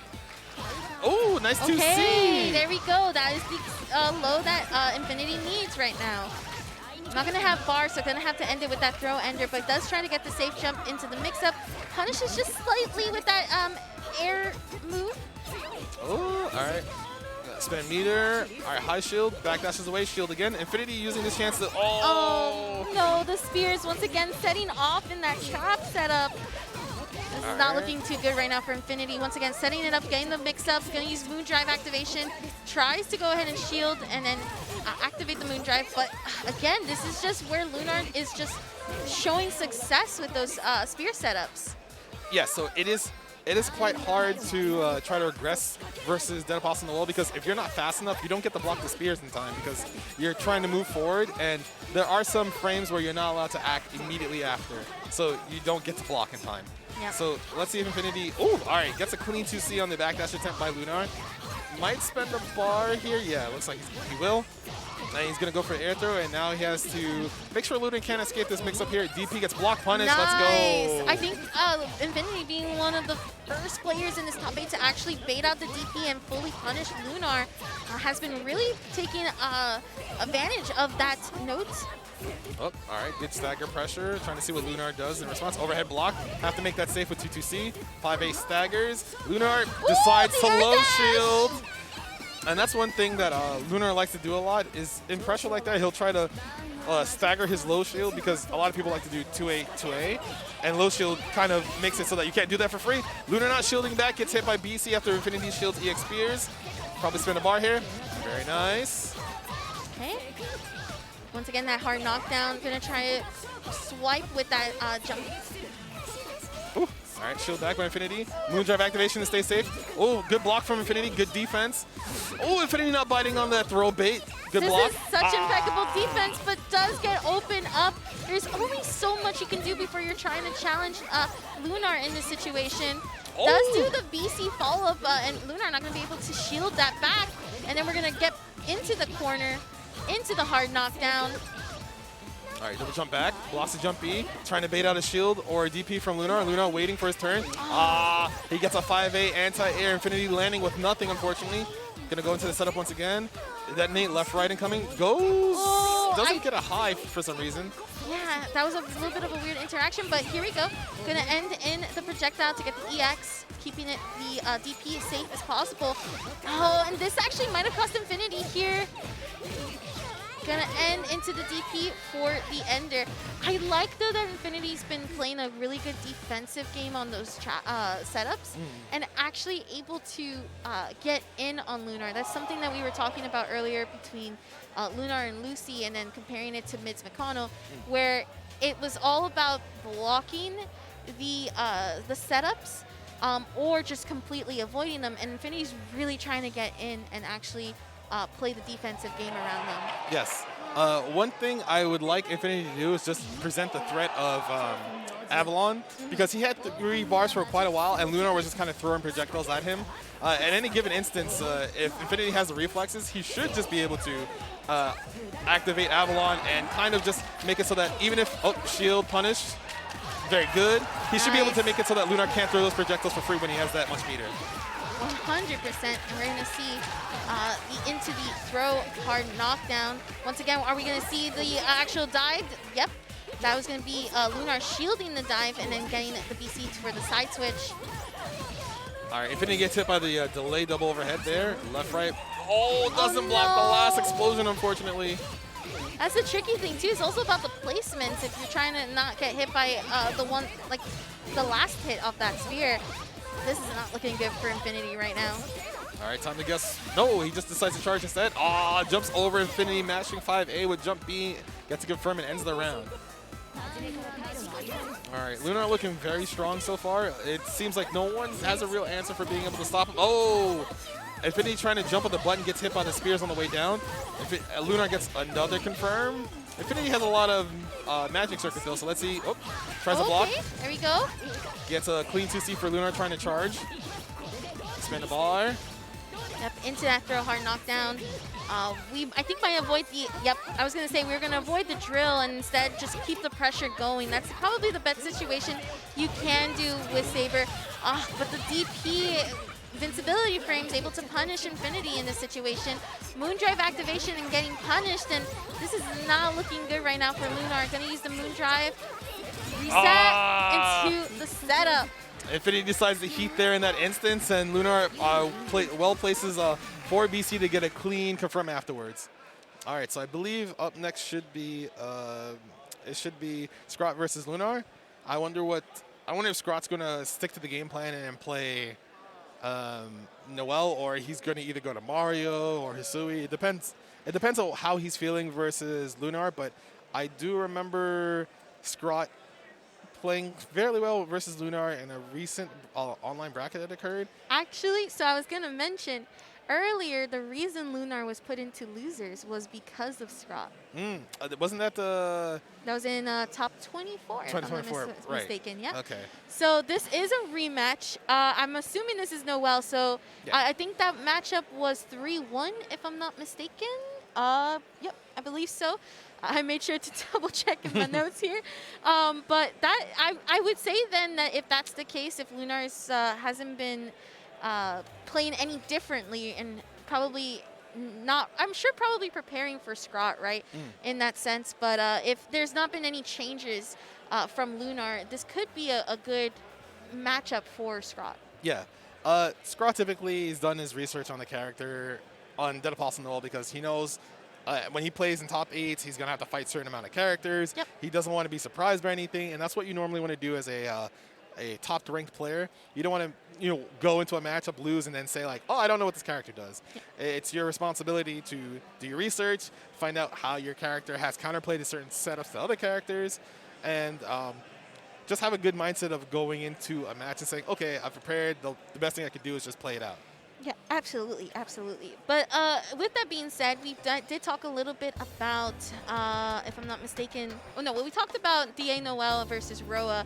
Now it's DA Noel versus Noel, which is so strange because they're literally in lore the same character. Yes, so. they are the same character in lore, but they play completely differently because Dead Apostle Noel has access to unlimited projectiles, whereas regular Noel has 9 keys, I believe. It's 10. Oh, it's 10 keys. Yes, 10 she has 10 keys. They are very limited in use. However, they're very strong because they give her plus frames to let her contest certain situations that she might not before. But because they're limited, using too many of them within the same round loses you an important resource. Yeah. You can no longer, I believe you can no longer throw an EX black key anymore. And you lose a strong confirm from a straight hit from full screen, which you need versus a character like Dead Apostle Noel. Yep. And of course, we do talk about the long ranges that Noel has in those disjointed boxes that she has available to her, whereas DA Noel, it can be a little bit hard to reach sometimes depending on what she's trying to do. Most of the time that we've seen Lunar play in this top 8 has been just setting up the black keys setup and actually catching people off guard, also setting it off just in time as they're trying to come in. So we're going to go ahead and hop into this match and see how it goes between these two players and really see who can come out on top and go back to face Masoma. All right. So, Hell's Final, 3 out of 5. Let's see how Scrot decides to play out this matchup. Oh, clean dash of 5A from Scrot. Should spend a bar here so he can get a left-right setup in the corner. All right, time to guess. Hey, low shield. Yep, there we go. And this is probably what we were talking about earlier, where this matchup probably was looking very similar for Scrot earlier. It's just that constant pressure, and this is where Noel shines beautifully in. All right. Detonation. Scrot decides to shield so he doesn't have to hold any pressure. He didn't get the block of the key toss. Nice. Gets a knockdown. Lunar holds down back, trying not to get tagged by anything. Ooh, no. I like the little bit of a shimmy, but Lunar was not going to bite there. All right, toss key. Doesn't hit in time. Ooh, throw spears. Doesn't get punished for it. Doesn't high shield those either. All right, so Scrot has access to two more keys. Dash up DP. Doesn't get punished. Can't punish that because of the use of the EX. Hey. Oh, nice. Backdash gets caught by the stray key. Looking really nice there in that first round as Scrot takes it. I also took it just in time too. Again, those were only 2 keys that he had left and using them fully. Now down to 8 keys with that route. All right. Lunar manages to get a DP out there into EX Spears to get a full screen knockdown. And now Scrot just making sure he can like dash up and shield any of the projectiles. Oof, good movement. Gets a jump C, no confirm. Now Scrot's finally able to get in. High shield anti-air. Oh, Scrot doesn't get away from the jump C. But you can see how he's waiting to see what Lunar decides to do because he still has a life lead and he can probably snipe any bad movement Lunar does. Oh, that tackle, but okay, there we go.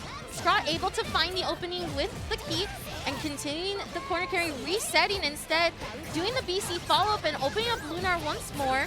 I like it, going ahead and taking this first game. Yeah, he's going for that BC follow-up and then sort of mixing it a little bit against Lunar where he's just able to block as soon as Lunar is trying to respond.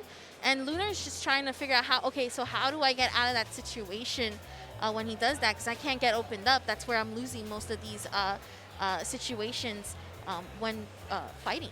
Yes, Scrot is, as you can see, even though everyone else has been having struggles fighting Lunar so far, Scrot's made it look like Lunar has a bad matchup versus regular Noel. But it's because of Scrot's heavy knowledge of the game. He's played a lot of matchups. Oh my goodness. And he knows how he wants to aggress. So usually he doesn't get hit by the spears on the way down. He's good at making sure that if any explosion occurs, he's able to shield them so he can gain resources. But he has to be careful. He has to actually see the detonation, gets a clean hit on the black key, keeps his turn. And a lot of these interactions really comes down to Lunar shielding him properly and kind of losing their chance at advancing. But Scrot gets a shield A counter follow-up. Yeah, that was a really nice jump. I think it was a jump A follow-up, if I'm not mistaken. And really taking away the Lunar's turn there. All right, this detonation, dash up throw. Yep, Scrot respecting the mix-up there. Oh, I love it. Scrot going ahead and punishing Lunar. Trying to shield in response. The patience there. Has 4 keys available at the moment. Blocking the A follow-up and then opening up Lunar will be able to kill here, I believe. As long as Scrot spends a bar. Very nice. All right, nice and easy. Don't have to worry about dropping anything there.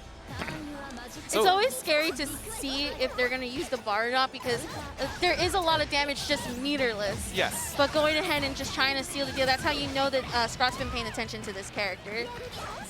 All right, anti-air shield BC. Scrot decides not to BC back. He was probably worried about late shield launcher from Lunar. 5A throw immediately. All right, Scrot has to, wake up DP black key. That is a good way to get out of the corner for Noelle now because her middle-list DP is invincible, so you just do that into the black key to stay safe. But Scrot got a small drop there. What pickups from Lunar there. Practically all of those hits were just at the very tip of the hitboxes for DA Noel's attacks. Gonna be taking the round off of that too from Scrot. All right, so Lunar looking a lot better that round. DP whiffs, doesn't get punished. All right, Scrot doing his best to advance without trying to get clipped by anything. Hey, it is a detonation. That happened so quickly, Scrot was not ready for it. Probably gonna spend a bar here to go for the detonation left, right, high-low setup once again. Nope, just decides to charge here, get some resource. Wake up Moondrive from Scrot. Oh no, waking up and trying to do the Moondrive skill, but instead Lunar air dashing in and then setting up once more. Gonna activate the setup. Nice, but okay, using Moondrive to actually go ahead and DP and back up just a little bit to keep it safe. All right, Scrot holding low shield there, get some. Nice use of the black key. I think that's also been a bit of a helpful into this match is that usage is able to just throw it out as soon as Lunar is trying to set up in neutral. Yes, there's a lot of times where Lunar wants to try to move, so Scrot's using that to his advantage. 5A, Moondrive back late, gets away from the throw, still regaining life. He's waiting to see if Lunar decides to DP or heat when he gets close. Spears in the air, shields on BC. BC right there. Lunar tried to press a button on the way down and got hit, unfortunately, so he was not ready for Scrot to late BC after the shield. So normally when people are holding shield after they've interacted with something, you have quite a while before you can use an option afterwards. You know, A follow-up, B follow-up, BC follow-up. So it takes some discipline to know that, like, okay, you shielded something, I won't go in here, or I can block the next follow-up that you want to do so I can stay safe and keep my pressure. But sometimes you get a little antsy, you're like, all right, your shield's over, but you're not paying attention, you just get hit by the follow-up and you lose your turn, you're like, all right, next time, that shouldn't happen to me. All right, and Scrot looking pretty calm and collected right now. This is potential game if he's able to take it to go back to Masoma onto the grand finals of this bracket. It all comes down to this. And again, this is the defense. This is someone who knows how to handle those traps that DA Noel has been sending out. And really not letting him get overwhelmed by them is what the key has been here, on top of just capitalizing off of some of the decision making from Lunar. All right, here's the left right once again. Which side is it? Same side. Lunar tries a low shield. He goes in the filled shield state. Loses a little bit of life and some moon gauge, but Scrott's is keeping his turn. All right, he's making sure Lunar can't escape for free. And you can see Lunar trying to figure out, all right, where do I get out of here? Gets hit by, yeah, he got hit by 2C, and it's still Scrott's turn. There it is. Lunar decides to DP, get out with some meter. Oof. Oh, and the throw, probably still stuck in the stun from the trap. Not going to be able to tech it in time. Then a possible jump B does hit behind her, so you have to be careful when you approach. All right, 214C, time to guess out the detonation, backdash away. Nice. Very good backdash to avoid the rest of the hits from the other spears.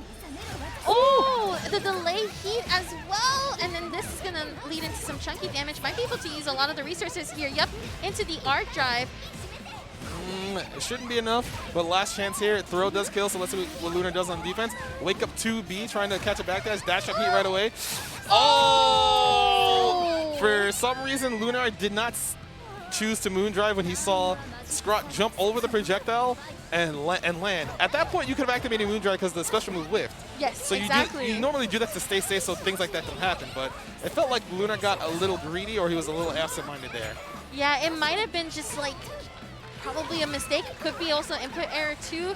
Probably was trying to wait for it, but this is not looking good for Lunar right now. Scrott gonna shield those projectiles, gonna charge up some of the resources. There's also something to note too that Lunar started off of the round with no meter. Now just able to gain back the 3 bars. All right. Scrott shielding. Oh, the air to air, and then the pickup from Lunar. He's gonna go ahead and try to set up another piece here with the projectiles. Oh no, instead going for the DP and playing some air game around here. Lunar gets hit by 5A, probably trying to throw Scrott or match 5A a little bit too late. So Scott's gonna get his life back here and get a mix up as well. Runs in, keeps pressure. So as long as, Lunar escapes. Oh no, the key not reaching in time before the projectiles hit. Moondrive activation to shield from the projectile behind. All right, Scrott's down to 3 keys. Needs to be careful. Any hit from Lunar will see this round because he has a lot of resources. Oh, there we go. Moondrive. Oh! Scrott tried to air throw, but he doesn't get close enough, so he gets a punish on landing recovery. So Lunar takes another round, still trying to stay in this set. All right, both rounds taken by both players. Scrott on potential game point if he's able to seal this game. If not, Lunar stays alive. It is all or nothing for Lunar in this situation, but going ahead and using shield to do the B follow-up, dashing just a little bit to go ahead and bait out the shield and then jump in, gets the EX edge, charges up some resources, BC follow-up that clashes, the back and forth on these two, and here we go. This is exactly what Scrott needs to go ahead and seal the deal for the corner pressure. Once again, using the EX key, Moondrive to whiff on the grab from Lunar's end. Oh! Perfect punish. Nice. Yes! Very good weight by Scrott. A lot of players would probably try to like whiff a normal there or whiff a special move and drop their confirm. But Scrott, he patiently waits for Lunar to do the follow-up afterwards because Lunar knew that, okay, I'm stuck in the air. I should choose to use EX here. But Scrott knew that, hey, maybe I should just wait a little bit longer to see what the follow-up is. Gets the proper punish ends the set 3-1 in his favor.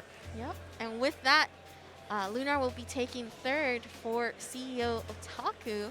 Now we have our grand finals in this Heaven or Hell bracket for Melty Blood type Lumina. It's going to be Scrott Vermillion versus Masoma. Yes, I know a lot of people are wondering, like, is Scrott actually going to pick a different character? But I think Scott's probably going to stick with regular Noel because he seems pretty dedicated to the character so far. He wants to make a hard commitment before more tournaments pop up where there's probably more prize money, more chances to do really well, showcase his talents. So it's in his best interest to make sure he sticks with something sooner rather than later. Don't want to switch around too much, but obviously Masoma being the premier North American Melty Blood player because he got second at EVO. Yep. A lot of people are looking for him to say like, hey, Vlav keeps getting stronger. What are we supposed to do? And he does give some good advice about how to fight the character. It's just that a lot of the strongest Vlavs that exist are some of the ones that usually place like top 16, top 8. Yeah. So it's hard to fight them because of their extensive knowledge of the game, and we have the best one here so far. Yeah, absolutely. But we're going to just hop right into it. No time like the present. We're going to go into our Made in Heaven final. Masoma versus Scott Vermillion. All right, with Scott going ahead and actually getting quite a bit of damage going for him on this.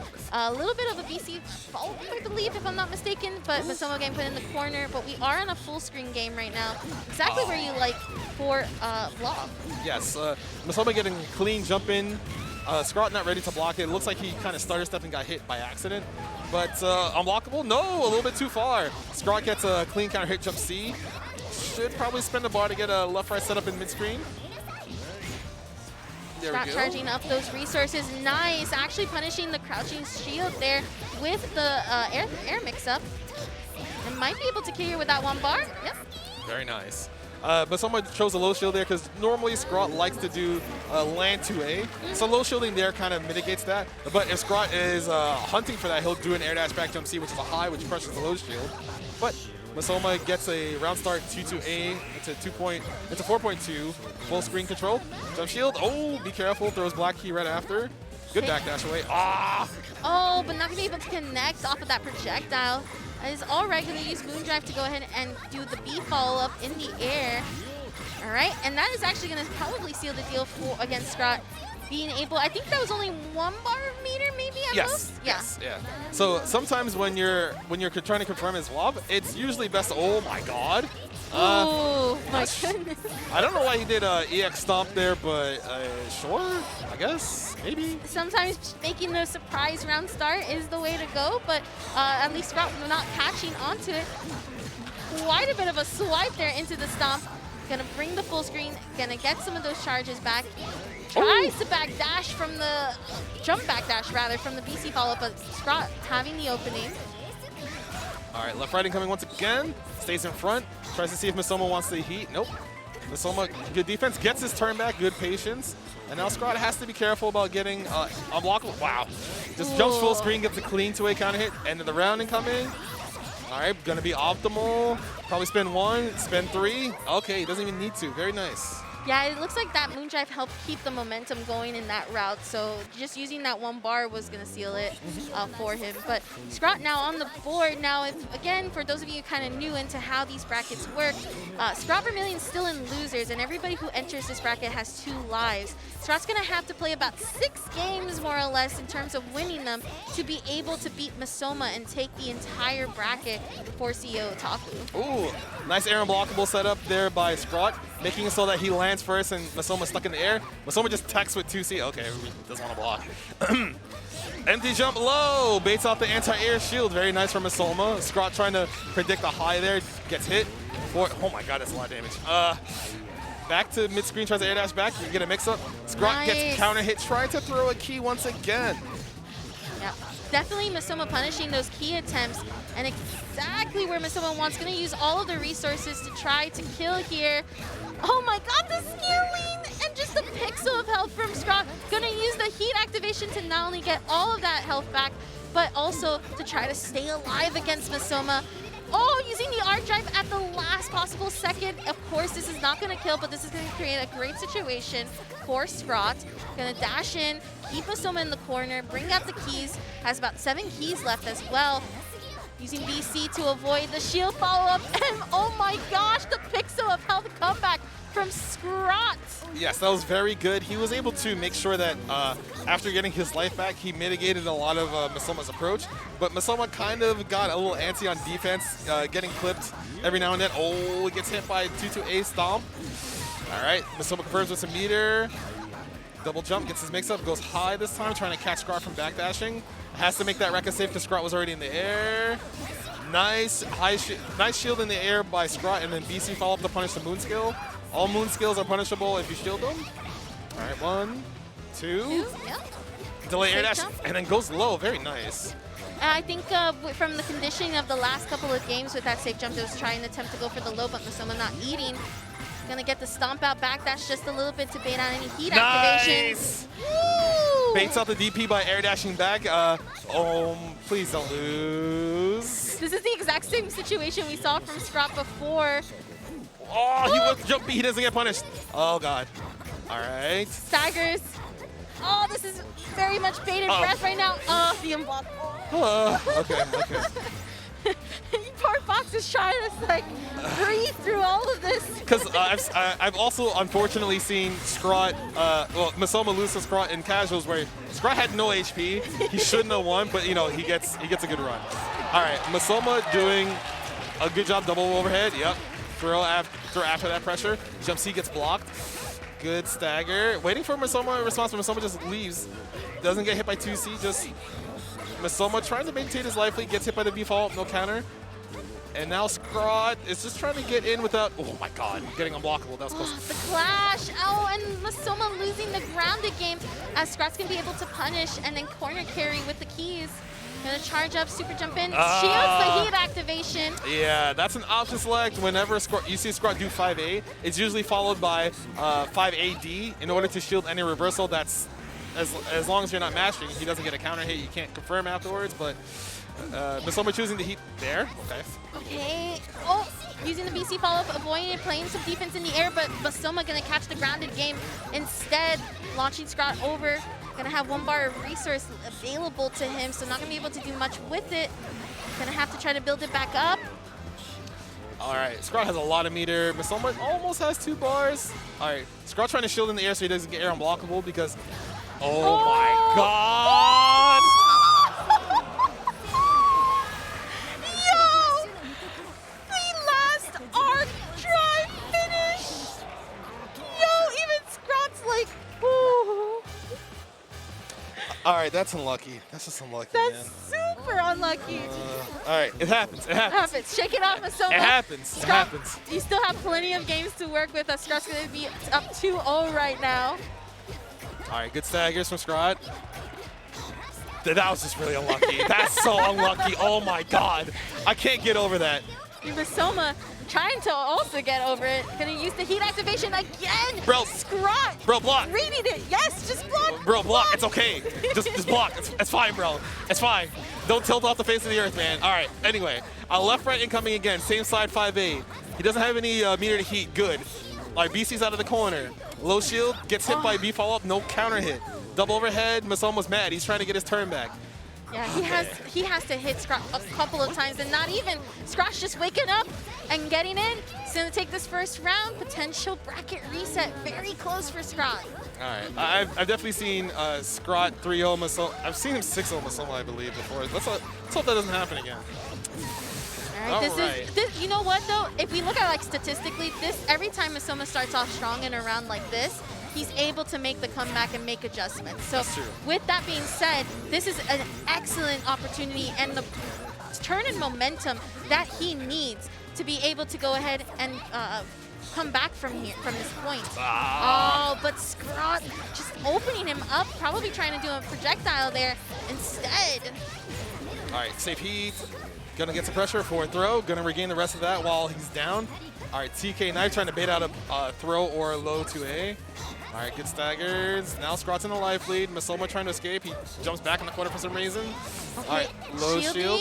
Oh, all right, retreats. Woo! Clean hit. Let's go. It's my turn.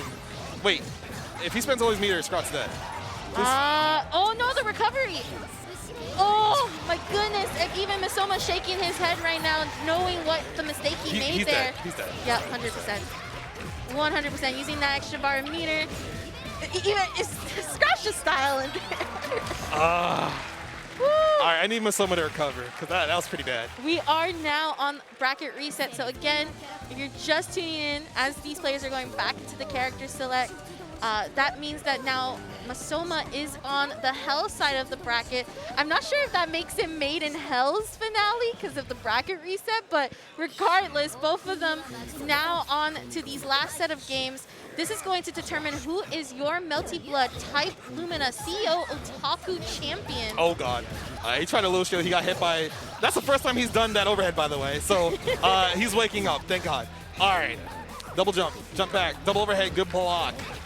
Masoma trying to. He's mad. He's mad. He's trying to keep his turn. Forward throw. All right. Are we gonna do the strike throw game finally? Yes. There we go. Exactly like that. Oh no! But getting hit by the keys here from Scrot's end. Yeah. Scrot likes to do that. He does that key usually when you block anything that's like very minus, slightly minus or 0 on block. So that way he knows if you're aggressing, he just counter hits you with the key and keeps his turn. All right, safe jump here from Scrot. Gonna keep up the stagger going. Oh my God, that one stagger and then into the throw to create this mix-up. There we go, Masoma waking up, pressing. All right, he manages to match 2A there because he knows that Scrot's either going to try to tick throw him or just like stagger his pressure so he can kind of hit Masoma. He was in the air. All right, he got anti-aired by 2C. That's unlucky. He's about to eat 4,000 damage. Yeah, this is gonna hurt quite a bit. Again, Melty Blood Bleed, not that, like, does have high damage, but at least the health does make up for it. Oh, the projectile punish from the back as Scrot tried to do the B follow-up off of the shield. You take those. Same side? Yeah, same side. He threw the Moondrive activation. That's another one of the changes that happened in this version. If you activate Moondrive in the same frame that you were thrown, you just don't get the time stop. You just get thrown. So you actually lose a huge advantage to one of your system mechanics, and that can be very detrimental because now you're just stuck in the same situation again. Double overhead block again, throw. Hey, strike throw, let's go. Tries to go empty jump low, beta high shield. There's the blood heat activation. In blood heat! Oh my gosh. He almost died again. I mean, he might be dead anyway. Yeah, that arc jack's gonna hurt quite a bit because of that blood heat activation. All right, not dead. All right, there we go. That was 5,000 damage though. Oh no, and then opened up. Scrot staying alive in this first game. All right, Masoma trying to low shield there because he thought Scrot was going to do 2A there, or same side. Oh, punishes the shield recovery with 5C, very nice. Should be about 4K, pushes Scrot full screen, just spends 2 bars because he's going to get the chance to charge. And Scrot, punish, thank you. Yeah. Like I said earlier, if you block the B follow-up in the air and you land first, you can punish that. So Masoma's going to just walk back, keep Scrot in the corner, not do anything wild. Try to keep his turn. Yeah, even Scrot's paying a little bit more attention to some of the meaties that Masoma's trying to do and actually being very careful on how he's going to wake up. There's the DP, that one of those changes is an actual DP now, so Noel able to get out of the corner. All right, back dash away. Oh, Moonjam activation. Oh, okay. All right. Masoma sets the block, takes a throw. Masoma waiting for Scrot to do something. He has a good lead as long as he... Oh my gosh, the counter hit, but it doesn't get to convert. The clash! Oh, Masoma had no resources to try to fight that with, so he's stuck getting hit. All right, Scrot's in a good spot. Spin the bar, spin 3, stay safe. Dash up, throw. It's time. It's strike throw time. All right. Into the staggers. Another strike throw situation. Scrot just getting all of his health back while Masoma has just no resources. With that being said, Scrot's going to take the first game of this bracket reset. And you saw Scrot do the same situation there where he staggered 5A, 2A, but this time he did a slightly faster 5B, so he could not get matched out. So he manages to win that exchange. And he's won 4 games straight, so let's see if Masoma can make the adjustment. Okay. Gonna open, start off the round with that grab from Masoma's end. Another grab to carry Scrot into the corner. And again, that overhead into the strike throw. So definitely with the change, Masoma's been hitting those at least 4 for 4 right now. Yes. With that in mind. Gonna moon drive to actually shield the jump in and then continue this. This is looking really strong for Masoma. Not surprising, gonna backdash. Oh, but then not actually OSing the heat there. All right, the reason why that worked is because when Blob does 2-2C, the flame goes forward and comes back no matter what. If you, like right after Moondrive, so like you have to be careful. All right, but Scrot manages to regain himself after the scramble. He has no meter. Okay, launches. It looked like Scrot was trying to react to what Masoma was doing, but didn't press shield at the time, so he got hit by the follow-up. You don't have that much time to like stagger. Oh, he tried a 2C and he got jumped in on. Scrot's probably gonna spend a bar. All right, safe jumping coming. 1, 2. All right. The staggers once again. Okay, but Masoma challenging them a little bit more now. Another key thing too here is that corner situation, that corner game, has to do it, but Scratch is going to wake up, go ahead and do DP into the keys, and then corner, practically full screen corner to Masoma at this point. Oh, he catches Scratch trying to low shield and recover, but he punishes with the full screen stomp. All right, safe jump incoming. Let's see what the mix-up is. Goes low this time. He thinks Scratch's going to high shield again, wants to punish it. Anti-air fireball, let's go. We got a game on the board? Yeah, we do. Yep. Nice and easy. Masoma All right. waking up 1-1 right now between these two. This is quite a match here between them. So it feels like Scrot was hot coming from all those games that he played early, and Masoma might have been cold, but now he's finally woken up after getting last arc in the first set, so let's hope that doesn't happen again. Oh, nice air-to-air there from Scrot. Gonna catch it. And actually baiting out the crouching shield to go ahead and create this practically 4K damage. Yep. Another left-right. Same side. Does an air dash to bait the low shield. Masoma gets caught mashing during that. It was a frame trap. A lot of Noelle's pressure now is established with a bunch of her staggers because she has quite a lot of multi-hitting moves. So it's kind of hard to determine, like, oh, can I mash here? What am I allowed to do? Unblockable, by the way. Yes. That's what happens when you jump too close to Vlav in the air projectile. Masoma drops his combo, though. Ooh, shield back, low shield. Just trying to maintain space. Oh, my. Oh, the short hop to the jump in. My goodness, Scrot is playing out of his mind against Masoma, really calling out some of the defensive options. It's just crazy. Okay, stagger into the throw. Another thing that Scrot has just been doing really well. Once again, calling out Masoma's shield. Tries to BC, but that delayed B follow-up actually catching Scrot and punishing him for it. I think the first time that Masoma's been able to do so, and then doing the safe heat activation. But Scrot now also activating heat and just gonna wait patiently and get that health back. Oh! Nice confirm. He's not dead, but it's very close. Now Scrot has no meter. Oh! Nice fadeaway jump B from Masoma. All right, one round apiece. Looking pretty even so far, but Scrot gets a bar because he lost the previous round. 5A anti-air. Let's see if he decides to spend a bar. Just go for the air throw ender. Nope, that's the 1 meter. All right, left, right incoming. Air dash back, trying to bait the low shield again. Masoma gets frame trap once again, trying to probably throw Scrot because he's scared of the strike throw once again. Oh, yeah, goes for the reset, gets the standing throw. Moondrive activation through the jump C. Both of them trade, but it's going to be a little bit in favor of Scrot. But the BC follow-up now getting really punished by Masoma at this point. That's a big change. They're going to go and get the safe heat activation, Moondrive activation, and now this is going to be a waste of heat as Masoma is going to just lose out on those resources and not get the health back. Scrot going to keep up the pressure. He has a lot of meter. He tries to stagger his pressure a little bit too long. He gets counter hit. Gets hit by 2A. Back in the corner. Masoma's about to get 1 bar. Has to be careful. Oh my goodness. Tried to wake up Moon skill there. And Masoma actually calling out and then shielding. Oh, he's dead. No, the reset. It's okay. Oh. Yeah, it was another reset. All right, he was dead. Because Scrot tried to force a turn back with the moon skill there, but Masoma had a read and he just low shielded it. Gets a guaranteed punish, but he did drop the combo in the end there because he tried to Moondrive activate to get a little bit more meter to make sure he gets the kill there. Okay. All right, so Masoma Moondrives there. He gets a full confirm. Oh my god, that does so much. All right. All right, Moondrive activated now on Scrot's end. Tried to catch something from Masoma, but wasn't just able to. Instead, gonna fall and get hit by this conversion. Masoma backdashing a little bit, creating some space here, and that is gonna be dead. Yep. Nice. Good confirm from Masoma to see that Scrot was within air unblockable distance, and now Masoma is on tournament point, but Scrot's not gonna make it easy. He's gonna make sure he gets as much use as he can from all 4 of those bars. Oh. Punishes Scrot from doing high shield with the 2B right after. He caught Scrot holding it instead of just trying to tap. Left, right incoming. DP gets punished. Yeah, let's go. This is huge for Masoma. Definitely waking up and smelling the coffee right here. Uh-oh. Moondrive activation tries to anti-air Scrot from coming down. Nice. The BC follow-up gonna get punished by Scrot. All right, gonna spin a bar. Left, right incoming. Stays on the same side. Tries to crush the low shield there. Masoma, oh, it's time to get thrown. Time for thrower loops? No. Just trying to stagger so Masoma can't match. He jumps out instead. Very nice defense. Good backdash again. Anti-air from the Rekka.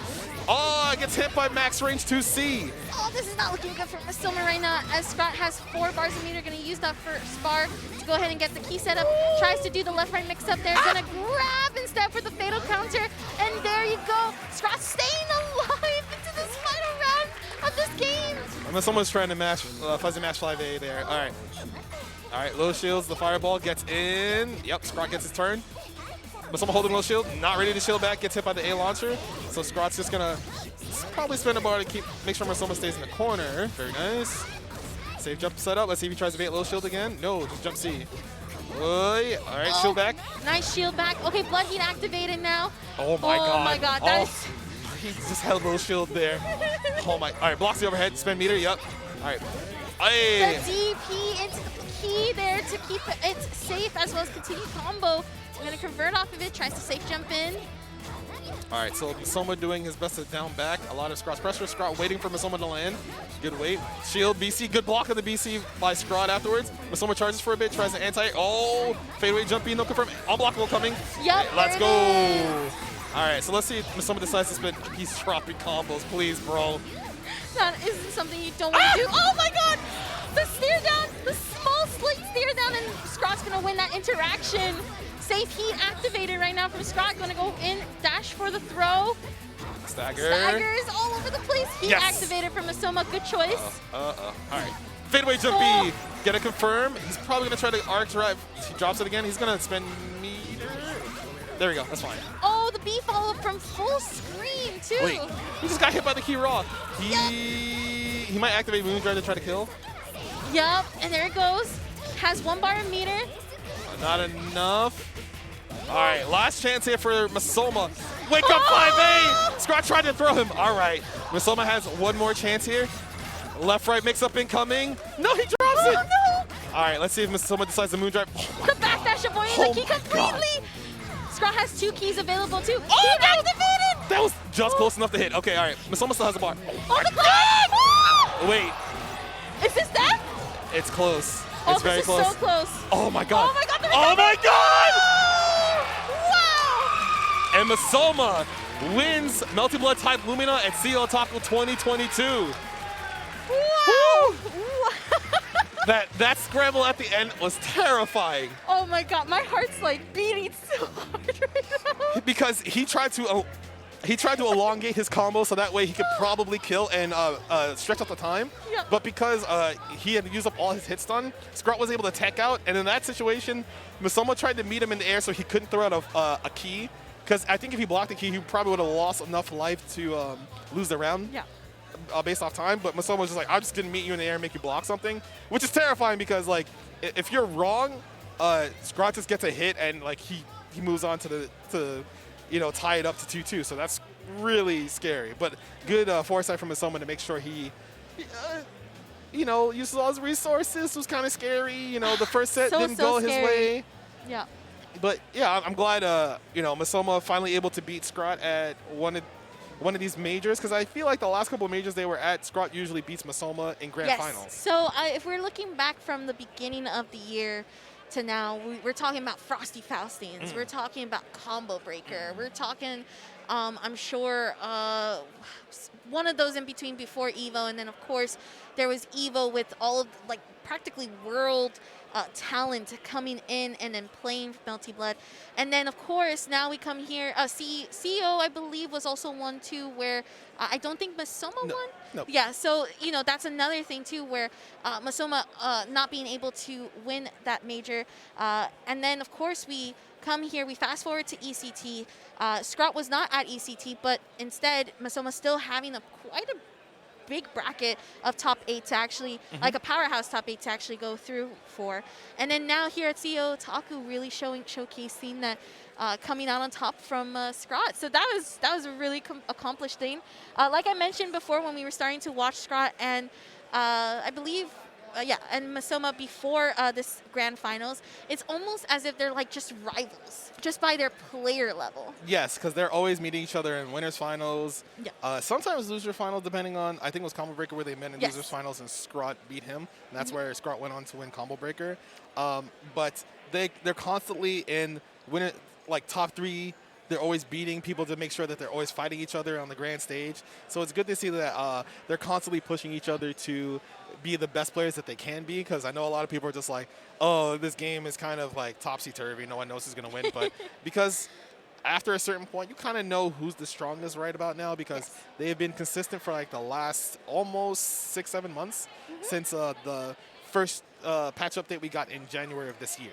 I will say, I remember when Melty Blood came out and we were watching all of these tournaments come out, a lot of them were saying, oh, it's like the same players in these top 8s. But if anything, since the last 2 patches from both EVO to now, it has not been the same players. It's, yes, you see this familiar names, but we keep seeing more people improve in these top 8s. Yes. From both online and offline. So really exciting to see. In a short moment, we're going to be transitioning to the award ceremony. Our players are just lining up on stage. It's such an amazing feat to see it. Also, for those that don't know, this is the first time Melty Blood type Lumina is here at CEOTaku. So this is quite a momentous occasion for the community, for these players themselves, and of course, hopefully getting to see more of this game out here onto these majors, especially going into year 2 of just off-season tournaments. Sorry, or rather, on-season tournaments, offline tournaments. Offline tournaments. They're knocking over the camera. Melty Blood players cannot. They cannot coordinate themselves on stage. They don't perceive anything else that's in front of them other than the screen. And sometimes even that's pretty hard. I've seen Melty Blood players get hit by Last Arc when you know, Blood Heat exists, but you know, that's whatever. We'll take it over to Tong right now, but I guess they're still trying to get set up. I'm sure, yeah. It's, of course, making sure everybody's lined up correctly, looking all pretty for the cameras and all that. I know production's freaking out right now because like we're off center and they're like, oh my God, what's happening? What's going on? But you know, we got to make the best of what we can do, and we're making sure that you know a good product is brought to you. Thank you all for joining us here so far. Absolutely. Waiting to get the top 8 their medals. And those medals look awesome, by the way. What's it called? It's like the JoJo style. But here we go. We're going to go ahead and transition to let's Tom. give it up for top 8 from Melty Blood. Whew. What a top 8. Coming in at 7th place, we have Yui. Yui playing Power Tail. Great performance today. Yes. Hopefully they can make top 8 at their other majors that they decide to go to. Absolutely. Also in 7th place, Mids McConnell. What a strong Arcuate player. Another player also doing exceptionally well. Medusa. This is Medusa's, I believe, 3rd offline major tournament, getting Also in top 5th, 8 for Lucy. 2 of them. Nice. CEO, I believe they got top 4. Lucy, also another strong player in their own right. Infinity. The Neko Arc leader. Let's go. 4th place indeed. Coming in at 3rd, Lunar. Lunar always showing how strong they are with their Dead Apostle Noel. The player is very, very good. They're making sure that their characters place, represented well. Scrod Vermilion. Scrot, one of the 2 proponents of this top 8, showing that like they're always here. 2022 Melty champion, Masoma. And of course, Masoma taking another tournament, showing his prowess, making sure that you know that he's not just a Melty Blood player. He's very well vetted in other games, DNF, Blaze Blue. And starring Guilty Gear Strive, I saw him yesterday competing in Strive. I haven't seen him play Strive yet, so he's actually taking the time to use his youth, because he's fairly young, so he can play a lot of games at this point. Yep. A lot of people can't do that anymore, but they're making sure that you know, they get the most out of their time, because now that the pandemic is kind of well, the pandemic's not over. Yes. We're trying to figure out what we can do in terms of events. So we don't know when we're gonna have, you know, all these offline tournaments as stable as they are right now. So Correct. you take the time to play what you want as often as you want. Absolutely. As long as you take the proper precautions. But I'm glad that we're able to come back to CEOTaku. It's been 3 years since the last one, and it seems like it's grown over the course of, you know, the last well, because everyone was in the pandemic and we were quarantined and hunkered down, everyone was just like, we don't know what's going to happen again, so let's all just show up. And there's quite a lot of people here compared from 2019. Absolutely, including that this was probably the highest attendance for CEOTaku. But with that being said, what an amazing top 8. And again, thank you so much for tuning in and joining us and enjoying these matches. And of course, congrats to Misoma and to all of the top 8 players. With that being said, we're going to go ahead, head off. But don't go anywhere. We're going to have Blaze Blue's Central Fiction top 8 after this ad.